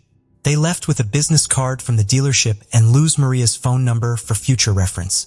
Soon after, Jorge called Luz Maria, not about the motorcycle but on a more personal note. Over time, these calls became frequent until Jorge mustered the courage to ask her out for coffee. It was clear that he had a strong attraction to the beautiful, sultry brunette, but he was unsure how to initiate their acquaintance. Luz Maria also found this handsome young man appealing. When he proposed they meet, she agreed readily. Although the young man was a year younger than her, this slight difference didn't hinder their growing connection. Their romantic relationship blossomed almost immediately. Both felt it was love at first sight and believed in a future filled with happiness together. After only a few months, the couple chose to live together despite their parents' disapproval of such haste. Soon after, they were married. Approximately 6 months later, they held a wedding ceremony, inviting only their closest friends and family to celebrate with them. However, issues arose on the day of the wedding. The banquet venue encountered a problem, which almost disrupted the entire event. The couple had to pay a significant additional amount to ensure the celebration proceeded as planned. Little is known about Jorge, Luz Maria's chosen partner. Born in 1996 in Santa Catalina Latina in central Guatemala, Jorge was the eldest of 2 sons and grew up with his brother Pablo. Their family often faced financial hardships, balancing on the edge of poverty. Thus, there wasn't enough money for luxurious clothes or expensive toys. It barely covered necessities. Despite these challenges, Jorge lacked aspirations for a better life and didn't focus on studying or securing a decent job. People who knew Jorge personally described him as withdrawn and sometimes even aggressive due to his trouble controlling emotions. Consequently, he didn't have many friends and struggled with relationships. Nonetheless, meeting his dream girl sparked determination within him. He worked hard to win her love and hurried to marry her out of fear she might change her mind. It's worth mentioning that Lasmaria's parents was skeptical about their son-in-law right from the beginning. Overall, despite some initial challenges and doubts from others around them, their connection remained strong and unwavering. Something about this young man didn't sit right with them. They couldn't pinpoint it, and they couldn't convince their daughter not to marry him. Soon after the wedding, she became pregnant. Without a university degree, finding a good job was tough. Employers didn't want to hire someone inexperienced and expecting a baby, so she had to settle odd jobs. Her husband, by that time, had lost his job too, and wasn't eager to find a new one. When their daughter Alice was born, money became really tight. With both of them unemployed, they struggled to pay rent or even buy food and basic necessities. Then Jorge suggested moving in with his parents temporarily. Luz Maria Lopez resisted for a long while, but eventually agreed. They couldn't stay on the streets with a baby. Luz Maria Lopez's mother was aware of her daughter's family issues and often urged her to come back home. But Luis Maria Lopez kept saying things would get better with her husband, and there was no need to worry. One day, the mother decided to visit her daughter and granddaughter at her son-in-law's parents' house and found a distressing scene. Luz Maria Lopez was in terrible shape, eating just once a day, and that too very little. However, Jorge's family didn't see the need to provide for their unemployed daughter-in-law. Terrible. Luz Maria Lopez was breastfeeding Alice, so lack of proper nutrition threatened both their healths. But inadequate meals were only part of the myriad problems she faced in her mother-in-law's home, as she later discovered. She was constantly humiliated and even beaten by her husband's younger brother. He was irritated by the crying of the child and the presence of items in the house. His frustration him to repeatedly throw these items at Maria. On one occasion, he launched a baby bottle that struck little Alice, who was in her mother's arms. Jorge witnessed all of this, but never once stood up for his wife and daughter, acting as if they were strangers to him. Maria's mother persuaded her to take her granddaughter and return to the parents' house. Soon after, Shoei appeared at their doorstep, asking his wife to come back, promising he would find employment. She agreed, but only on the condition that they would rent an apartment and live separately from Jorge's parents. When Maria successfully defended her diploma, she fulfilled a long-time dream by securing a job with the city prosecutor's office. A smart, talented, and responsible young woman, she quickly earned the respect of her colleagues and began moving up the career ladder. Over time, the family's financial situation improved considerably. They could even afford to buy a car for two. However, this improvement was solely due to Maria's diligent work and reputation. Shoei was still searching for himself and preferred living at his wife's expense. He was jealous, lazy, and a domestic type with an explosive temper, which worsened over time. Shoei Jorge did not want to work, taking only temporary part-time jobs, if at all. He preferred sitting at home in front of the TV, drinking beer with friends, and spending what his wife earned. Moreover, Jorge was pathologically jealous and tried to control every move of his beloved. He did not permit her to make friends or have lunch with colleagues in cafes or just be somewhere without him. Constantly checking her phone records and reading messages became routine for him. He also forbade her from registering accounts on social networks. At home, when left alone with Maria, Jorge's behavior did not improve in any way. He often created scandals in seemingly calm places, constantly clarified his relationships, and habitually blamed his wife for any problems or family troubles. When they lived at his parents' house, Shoei never stood up for his wife. He just watched as she was humiliated, insulted, and occasionally even beaten by his relatives. Shoei himself also sometimes resorted to violence and didn't see anything wrong with it. He treated Luz Maria as if she were his property, believing she would endure everything and wouldn't leave him. Neighbors frequently heard screams from their home and saw signs of beatings on the young woman's face and body. Luz Maria repeatedly tried to leave her husband and considered filing for divorce.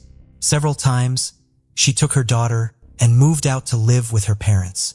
However, each time her husband would go there, literally begging on his knees for forgiveness.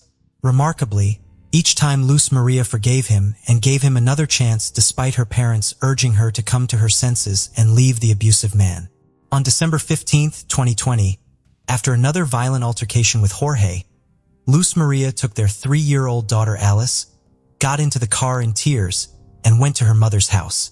The following day, Jorge arrived there. His intentions were unclear whether he wanted his wife back or simply the car. He claimed he had found a job and assured everyone that their lives would change. Additionally, he promised never to raise a hand against his wife again. Surprisingly, Luz Maria believed him yet again and returned with him to their rented apartment. In mid-January 2021, Luz Maria called her mother to complain that not only did Jorge fail to secure a job as promised, but had also stolen the money she earned, effectively leaving the family destitute.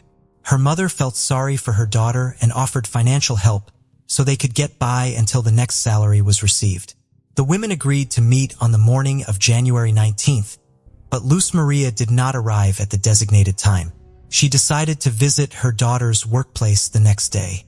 Upon arrival, she discovered that Luz Maria Lopez hadn't shown up for 2 days, and no one had been able to contact her.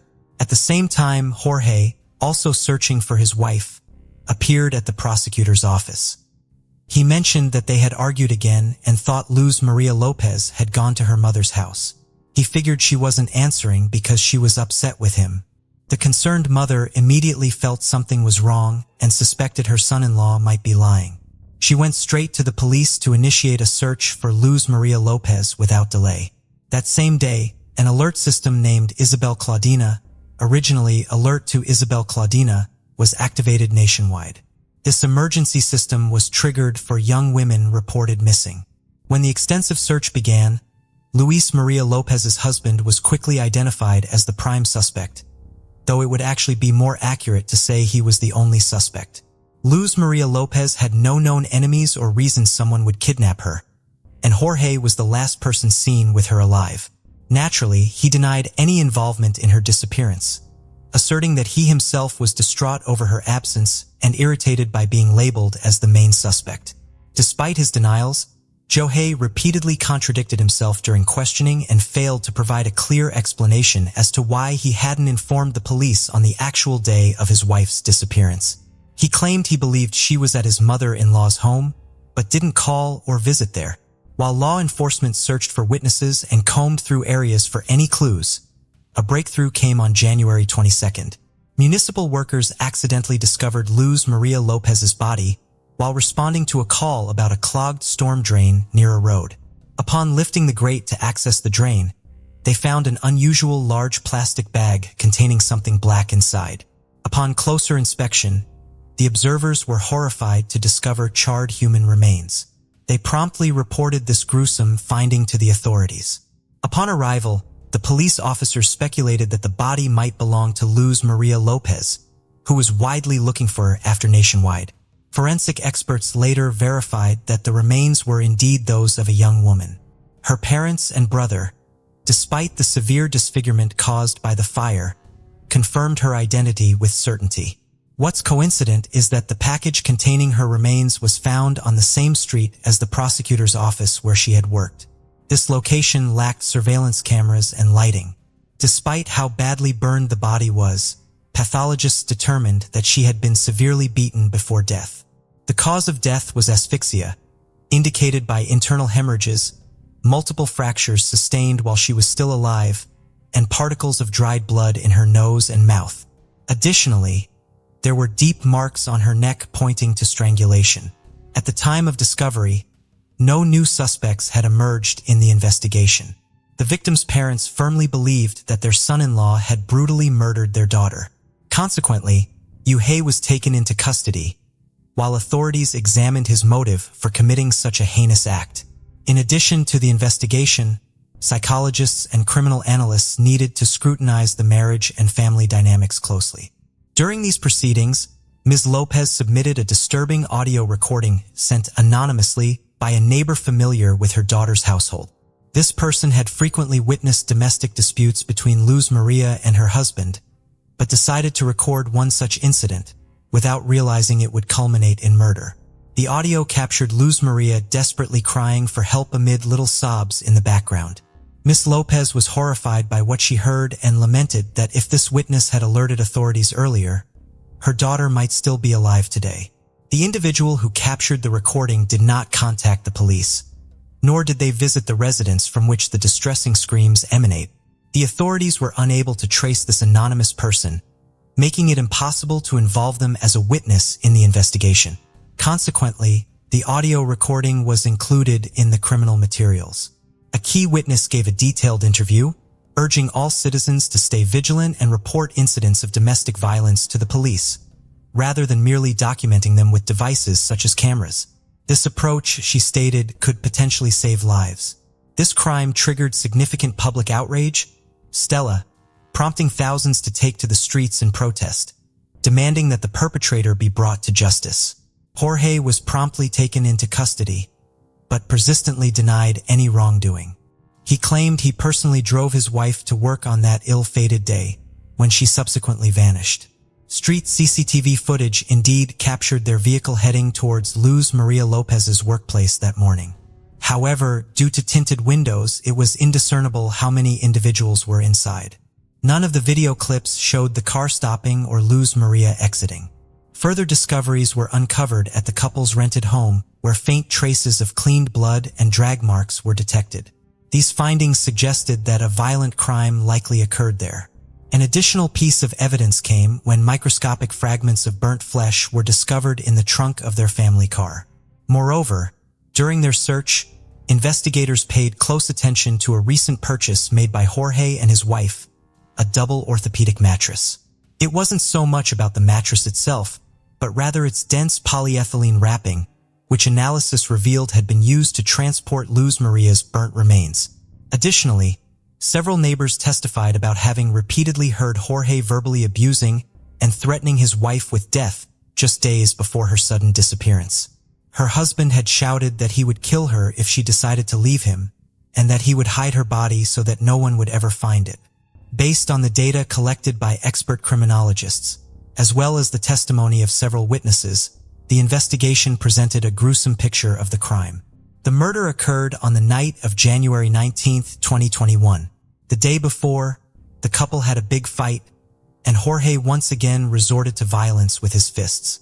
He had previously had issues with his temper, but this time he went into an uncontrollable rage. He struck his wife multiple times, causing her to scream and cry for help. These screams were heard by their neighbors, but nobody called the police. During the beating, Jorge broke his wife's nose and caused a head injury. After this brutal assault, he strangled her with his bare hands and then attempted to dispose of the body. He dragged it into the backyard, doused it with campfire liquid, and set it on fire.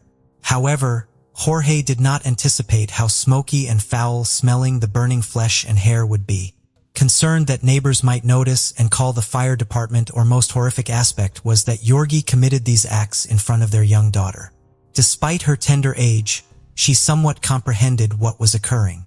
The child, 3.5 years old at the time, witnessed both the beating and subsequent murder, as evidenced by her cries and screams, which were also recorded.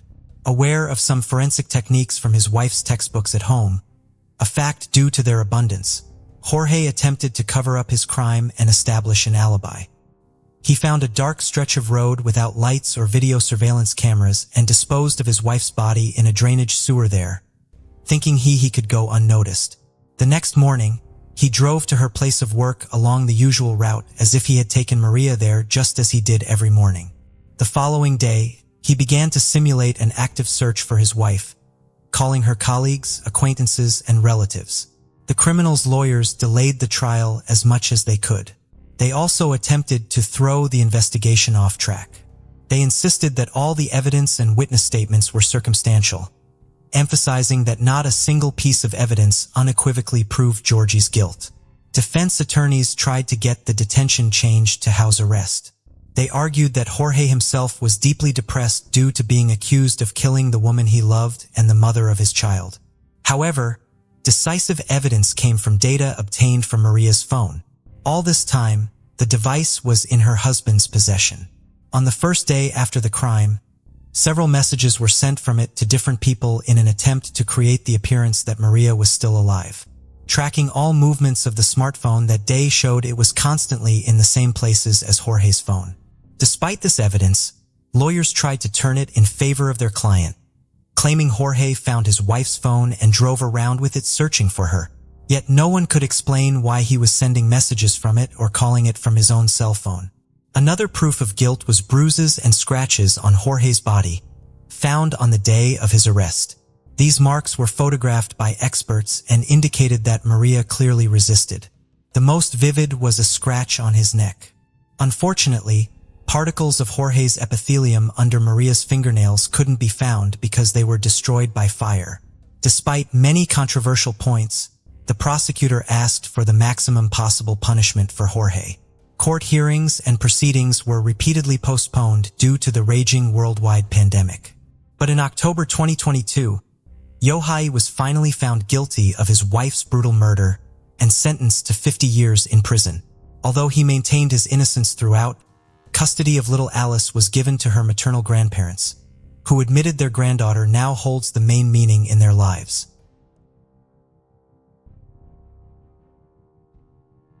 Phoenix Colton was a remarkably talented young woman.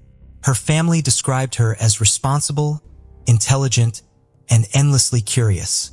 She excelled in a wide range of areas, from athletics to the arts. A regional fencing champion, she also played multiple musical instruments, including the guitar, violin, and piano.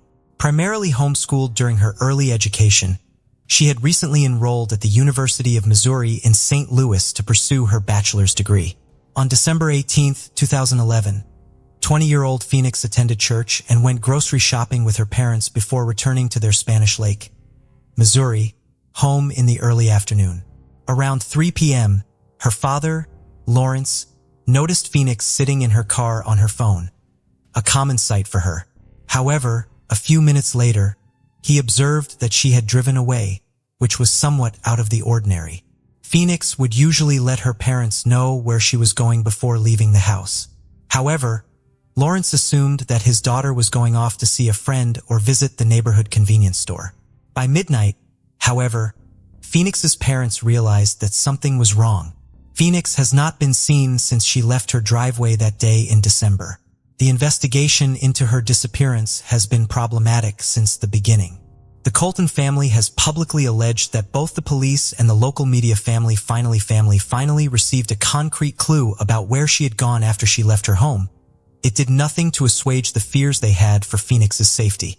At 5:30 p.m. the day Phoenix disappeared, her black 1998 Chevy Blazer had been found in an unsafe area of East St. Louis. The car was running and the driver's side door was open. Left in the car were Phoenix's glasses, shoes, purse, and identification. The car was towed by the police. Phoenix's parents would not learn that the car had been found until January 2nd when a family member was able to track it down. Not receiving the help they needed from authorities, Goldia and Lawrence Colton have had to rely on private investigators heavily in their fervent search for their only child. They have tracked down every lead they have received, even some that have turned out to be cruel hoaxes. Unfortunately, the Colton family home was foreclosed upon a few months after Phoenix vanished, and Goldie and Lawrence had to use their mortgage budget to cover the costs of their search. After Phoenix went missing, it was discovered that she had not taken classes in the fall semester. This could indicate that Phoenix had some sort of stressor in her life that she had chosen not to share with her family. The state Phoenix's vehicle was found in obviously points to her being the victim of some sort of violence, potentially pulled out of her car and taken somewhere against her will. It remains unclear if she was the victim of random violence or an attack rooted in her personal life.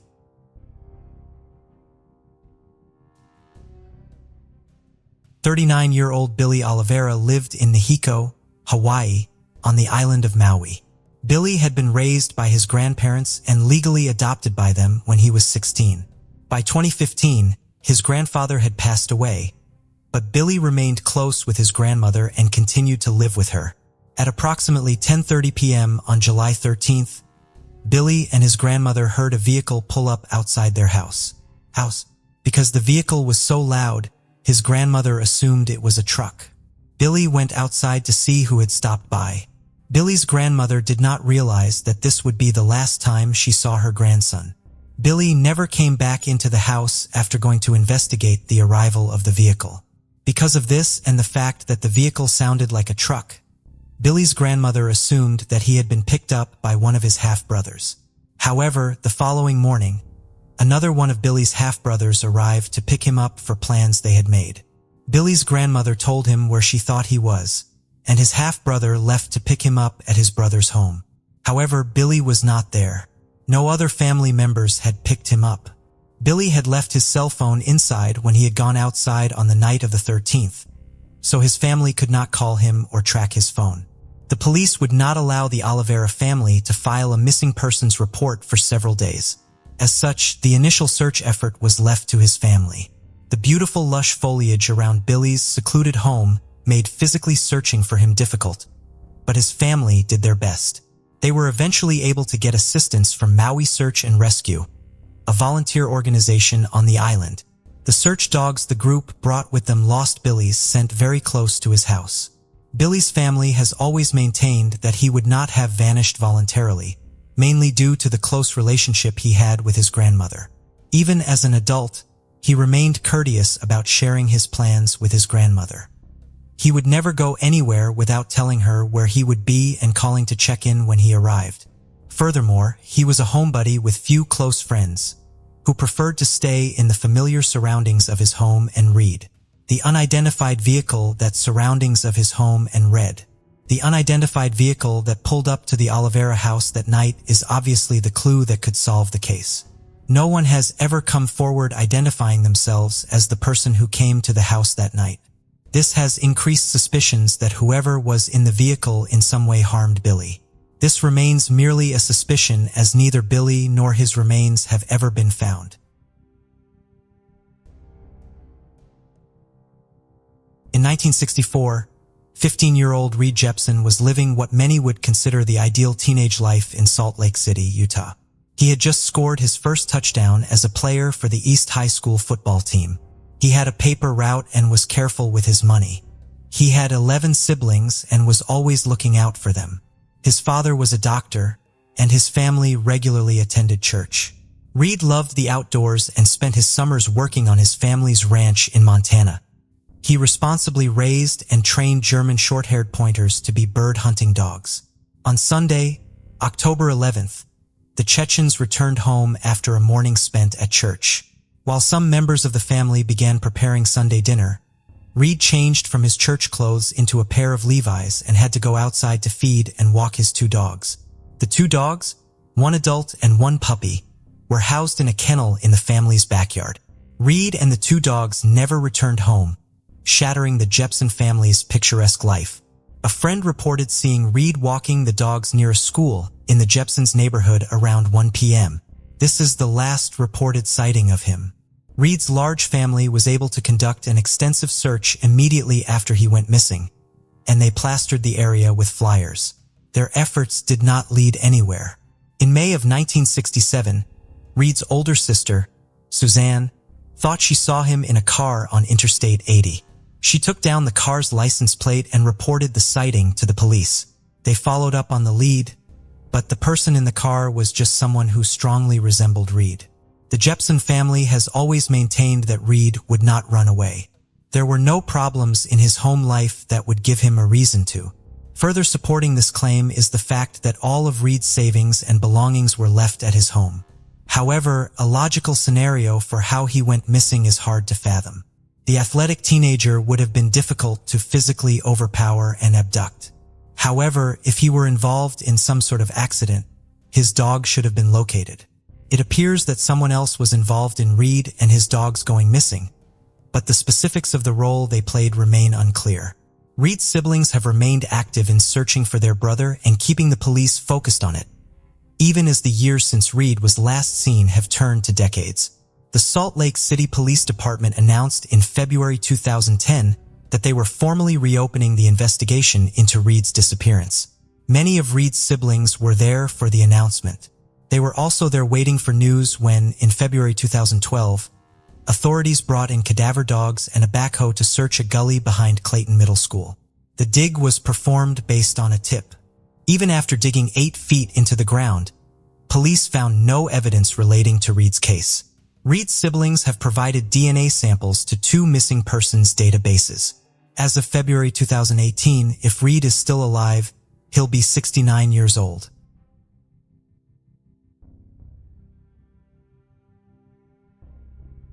In 1993, 35-year-old Katherine Adam was in the midst of a divorce. She and her husband, Gerald, had separated after a marriage that dated back to when Katherine was just 18. Katherine lived in a 1-bedroom apartment with her 16-year-old daughter in Salina, Kansas, and worked delivering hosiery to support them. On April 30th, Katherine's daughter called the police to report her mother missing. On the morning of April 29th, Katherine had visited a quick shop convenience store at approximately 4:30 a.m. to pick up a coffee and a newspaper before filling her van with gasoline and starting work. The security camera in the store captured the last known picture of Katherine. Her routine was to then go to a storage unit to load her white Ford van, which bore the Legs Company logo with inventory for her day's deliveries. None of Katherine's scheduled deliveries were made that day. Her van was discovered abandoned at 5:45 p.m. on April 30th. It was parked at Russell's Restaurant, which had been closed for renovations at the time. The outside of the car was splattered with mud. Inside the car, there was a small amount of blood. Police discovered a larger amount of blood outside Katherine's storage unit. Tests would later confirm that it was Katherine's blood. The door of the unit had been left open, leaving them to believe that Katherine had been attacked while she was in the middle of loading her truck for the day. The storage facility was fenced in, meaning that whoever assaulted Katherine would have needed a way to access the gate. While the circumstances around her disappearance seemed to indicate foul play, Katherine's body has never been recovered. Her disappearance remains unsolved.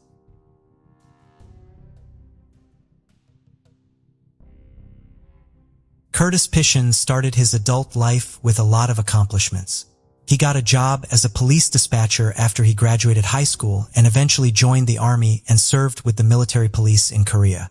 He obtained a bachelor's degree and joined the Concord, New Hampshire Police Department in 1983. In 1994, Curtis' public service career was cut short. He was diagnosed with multiple sclerosis, which ultimately left him without the dexterity to fire his service weapon with the required accuracy. The diagnosis and its consequences were devastating for Curtis. He became depressed and began drinking heavily. He began a career as a security guard to use some of his skills from his career as a police officer while not being required to use a gun. He lost one security job after showing up for work intoxicated. He was hired to work third-shift security at Venture Corporation, a factory that produced plastic automotive components in Seabrook, New Hampshire in 1998. He was able to successfully hold down that position and was still working there in the February. At approximately 9:30 p.m. on July 4, 2000, Curtis arrived at work. His shift started off as normal, and he made his routine check-in with his supervisor at midnight. The other employees at the factory all stated that he was behaving normally. The night took a dramatic turn at 1:42 a.m. on July 5th when Curtis called the fire department to report that his car was on fire. The fire department was able to extinguish the fire, but the car was a total loss. Curtis was known to keep his valuables in his vehicle, which made the loss of the car even worse. Despite this, everyone who spoke with Curtis said that he seemed to handle the fire in stride. The factory's security supervisor spoke with Curtis at approximately 3:25 a.m., at which point he still seemed fine. When another employee arrived for work at 3:45, however, Curtis was not at his station. He has not been seen since. Curtis's recent health problems, the loss of his car and the possessions inside of it, and his forced career change could all point to him going off to commit suicide. His family does not support this theory. More recent developments in Curtis's case seem to discredit the suicide theory. Police have had a person of interest in the case since February 2005. They believe that the car fire was set as a diversion. While there was no solid evidence of arson found in the vehicle, there was no indication of an accidental cause of it either. The night Curtis went missing, a vending machine and a change machine inside the factory were broken into using a company forklift. It has been speculated that Curtis could have walked in on this crime as it was happening. He subsequently could have been killed to ensure his silence. Curtis had previously spoken to his family about feeling unsafe at work because of illegal activities taking place in the factory's parking lot. Authorities have not been able to gather enough evidence to bring charges against anyone, however, and Curtis's case remains open.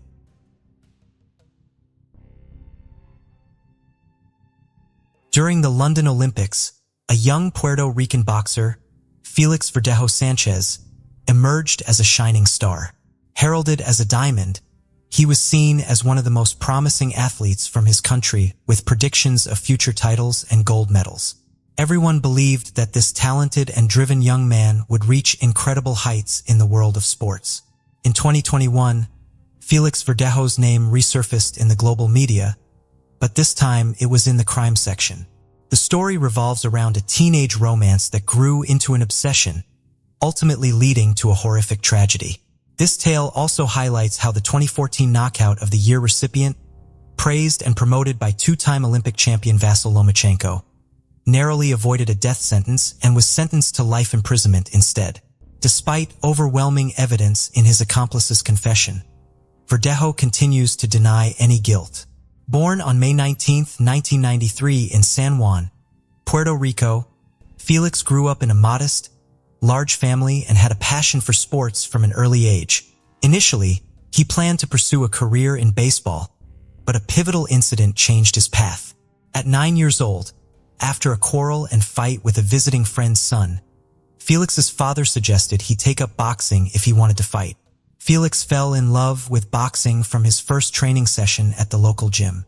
By 16, Felix won the Pan American Junior Championships, followed by his country's championship a year later. In February 2012, he reached the quarterfinals at the London Olympics, marking the start of his impressive professional career. Verdejo had 29 fights, securing 27 victories. In February 2014, he was credited with the year's best knockout against Sergio Villanueva. A year later, Felix won his first championship belt, the WBO Latino title, which he defended 6 times over 2 years. His skill and talent left no doubt that he was destined for greatness in boxing history. Kishla Rodriguez, born in November 1993 in San Juan, had a similar background. Her full name was Kishla Marlene Rodriguez Ortiz. She grew up in a close-knit family with her parents, Jose and Kayla Rodriguez, her sister, Beryl Nicole, and her half-brother, Jonathan. Kishla was outgoing, excelled in school, and loved animals, aspiring to be a veterinarian. Her sister, Beryl, was her confidant and best friend. Kishla and Felix attended the same school and developed a romantic relationship in their teenage years.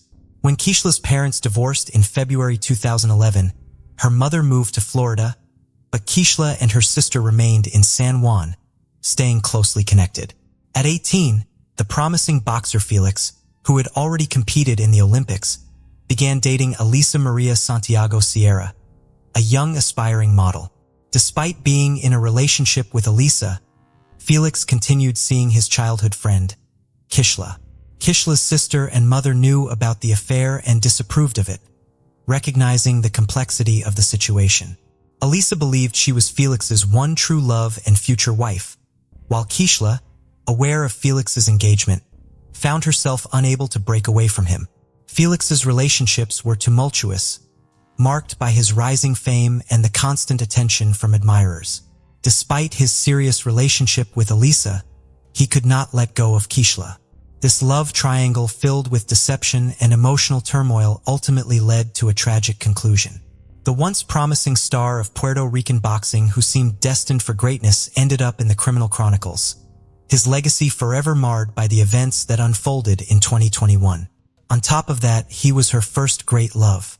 And deep down, the naive girl herself still hoped to be the one. In 2016, the boxer did marry the young Eliza, who at that time was barely 19 years old. Eliza by that time was already quite a famous model, had tens of thousands of followers in social networks, and also opened her own beauty studio for eyelash extensions.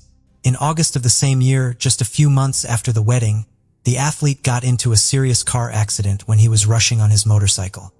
He was taken to the hospital in serious condition with head injuries, bruises, and lacerations. His trainer, Ricky Marquez, seriously feared that his talented charge would go off the rails at the height of his career. But Felix, contrary to the disappointing prognosis, made a rapid recovery and soon returned to the ring. In September 2019, the boxer published in his profile in the social network a picture with Elise, who was in a large term of pregnancy. In the comment to the photo, he wrote, "Soon I will meet my daddy's princess." And a month later, he announced the birth of a daughter who was given the name Miranda Verdejo Santiago. The young man in public looked like a loving husband, caring father, and an exemplary family man. But secretly from his wife, he continued to meet with Kishla, who could not let go.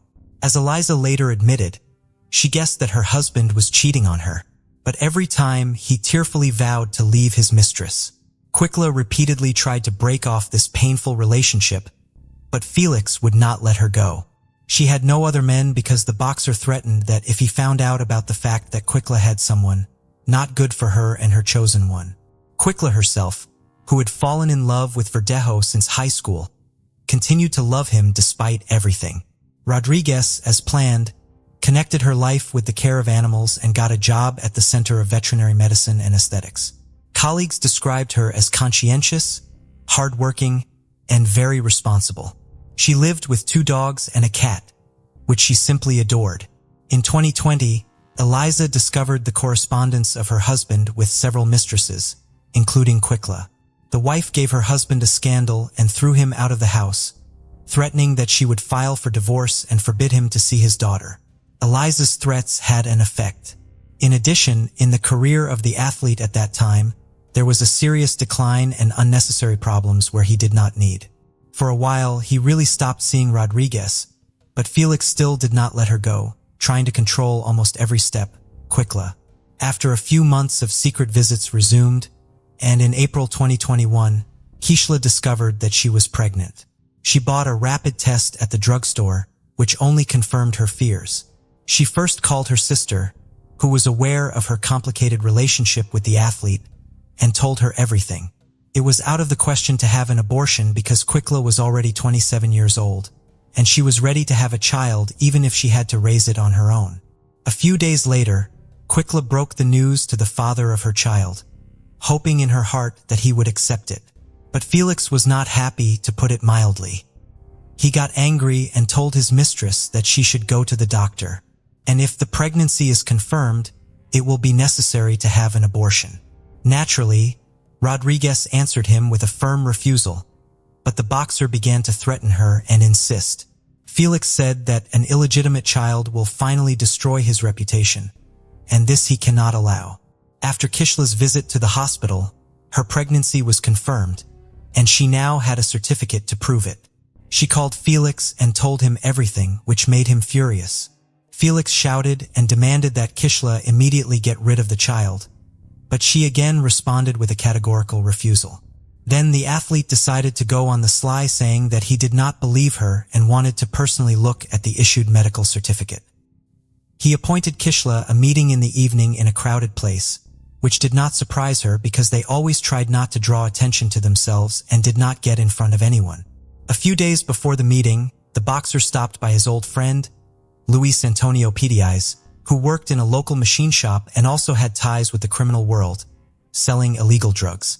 Felix briefly outlined the situation and asked him to help him get rid of his pregnant mistress.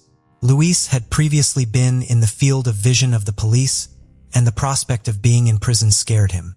But the athlete was persistent, assured that everything would go smoothly and the police will never come out on them. Besides, Felix promised him an impressive cash reward, and Luis agreed with the support of an accomplice. Felix called Kishla and told her that he wanted to meet her on the evening of April 29th to confirm her pregnancy and decide what to do next. Immediately after talking to her lover, Kishla called her sister back and told her everything. She still had hope that Felix would accept her child and would not insist on an abortion. But Berenice all this situation is quite alarmed. She knew that the boyfriend had threatened her sister, and she was worried that he wouldn't do anything to her. Berenice called her mother and shared her concerns. But even together, they could not dissuade Kishla from that fateful meeting. At the appointed time, Rodriguez, taking a doctor's note, arrived at the meeting in her own Kia Forte automobile. Verdejo drove there in his pickup truck, in the back of which Luis was hiding. Kishla immediately got into the athlete's car and showed him the results of the tests. He once again talked about terminating the pregnancy, but Kishla, crying again, responded with a refusal. Against this background, the couple began to quarrel violently, turning to shouting. Then Felix suddenly hit Kishla in the head with his fist, from which she immediately lost consciousness. Until Kishla regained consciousness, Felix took a syringe with a large dose of illegal substances hidden in the glove compartment of the car, which Luis had obtained at his request, and injected Kishla. Then, together with his accomplice, they carried her to the back of the car where there were already prepared pieces of wire and a concrete block. The men tied Rodriguez up, attached the load, and then covered her with a tarp so that no one would accidentally see anything. Felix then returned to the pickup truck while his accomplice got behind the wheel of Kishla's vehicle. Together, they drove to the bridge over the San Jose Lagoon. It was virtually deserted at night, and the men, making sure no one could see them, threw Kishla, still alive, into the water. Afterward, however, they decided to fire a few test shots in pursuit using the firearms they had brought with them so as not to leave the victim any chance. Having finished the massacre, each of the perpetrators went home. Kishla's co-workers were the first to worry when she didn't show up at the Veterinary Medicine and Aesthetics Center the next day. Kishla has always been very responsible and couldn't just not show up for work without notifying anyone. Since she didn't answer the phone, it was decided to contact her sister to find out what happened. After several unsuccessful attempts to contact her sister, she went to her house. No one answered the door, but Mary Lice had a spare key, so she got in without difficulty. However, she was met only by hungry animals who had not eaten anything for almost 24 hours. Now Berenice was already in a panic because she realized that something terrible or irreparable had happened to Kishla. She immediately called her mother and told her everything, and then reported to the police about her suspicions and threats to her sister. She also called Felix, but he claimed that he had spent the previous evening and night at home with his family and had not gone to any meeting. The missing girl's mother took the first flight from Florida to San Juan. She thought that her lover might have taken her daughter to a private clinic and paid for her to have an abortion without her consent. Kayla didn't even want to think about the fact that Kishla was no longer alive.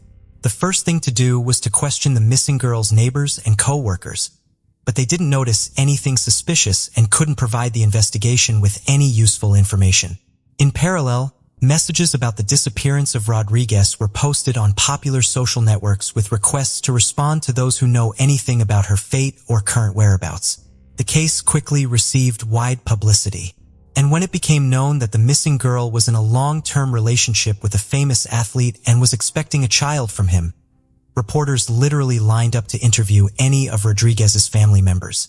The relatives did not hold anything back and spoke out about their suspicions, among other things, blaming Felix for the incident. On April 30th, Kishla's car was found abandoned on the east side of the city with her documents and personal belongings inside. No signs of struggle were found in the interior, giving a faint hope of finding its owner alive. On May 1st, a passerby strolling on the bridge over the lagoon saw a strange shape resembling a human body in the shallow water. He reported his discovery to the police, who soon recovered from the water the body of a young woman, presumably the same one the whole city had been looking for several days. Members of the Rodriguez family, who arrived to identify the body, hoped to the last that it was not Kishla, but their hopes were not realized. The body had been in the water for several days and changed a lot. But the girl was immediately identified by a remarkable tattoo on her arm. When news of the gruesome discovery hit the press, the residents of the city revolted and began to go out to spontaneous rallies demanding punishment for those responsible. The same day, Verdejo was detained and taken to the police station for questioning, but the athlete categorically denied his involvement and claimed that on the night of Kishla's disappearance, he was at home with his family. As there was nothing to charge him, Felix was released on his own recognizance. One of the key witnesses was the athlete's legal wife, who at the first interrogation admitted that she was aware of his affair with Kishla, but that she had heard about her rival's pregnancy for the first time. On top of that, she did not confirm her husband's alibi, saying that he was not at home on the night of the murder. The first thing investigators did was check traffic surveillance footage on the way to the bridge from which Kishla was thrown. That's how they found Felix's pickup truck and the victim's car traveling behind each other. But the Kia Forte was clearly not driven by its owner. On the same day, the boxer's car was seized for examination, and in its body, they found some hair of the deceased. Luis was the first to surrender to the police, promising to tell the whole truth in exchange for a reduced sentence. Felix was also taken into custody, but he refused to cooperate with the investigation, did not answer questions, and continued to deny his guilt despite the presence of irrefutable evidence. A firearm was seized from Felix, which he used to shoot the victim from the bridge and for which he had an official permit. Also, a cell phone check confirmed the fact that Felix, Luis, and Kishla were in the same location on that fateful night. Kishla's final farewell was on May 8th, and the funeral ceremony was all over the national news. It was a kind of action calling for the perpetrators of the tragedy to be punished to the full extent of the law, as well as an action to draw public attention to the problem of gender violence. The coffin with Rodriguez's body was brought to the cemetery, not in a traditional hearse, but in a white carriage over which white flower petals were thrown from the air. Many famous Puerto Rican natives, including show business stars, athletes, politicians, and public figures, have spoken out about the high-profile incident. Verdejo was charged with carjacking, kidnapping, premeditated murder, and the murder of an unborn child. All of these crimes together carried the death penalty, but the relatives of the deceased from the very beginning asked the court to elect a sentence of life imprisonment for the killer so that he would suffer in captivity for the rest of his life. The hearing was repeatedly postponed due to the worldwide coronavirus pandemic. But in the spring of 2021, the trial was held in virtual mode. The court found that the crime was committed by a group of persons by prior conspiracy and with particular cruelty against a pregnant woman. It was possible to reconstruct the chain of events of that night and the details of the crime, mainly thanks to the testimony of Luis, who did not deny his guilt. He admitted that it was he who, at the request of a friend, got the drug for injection and also brought a wire and a concrete block to get rid of the body. But Felix continued to insist on his non-involvement in the case, although his words could not seriously affect the situation. By the way, the wife of the boxer, who acted in court as a witness almost immediately after the arrest of her husband, filed for divorce and tried to abstract from what was happening, focusing on the development of his business and raising a young daughter. According to some reports, not so long ago, Elisa Santiago remarried. Elisa herself admitted in an interview that she repeatedly received anonymous calls and messages with death threats, as well as death wishes to her and even Miranda.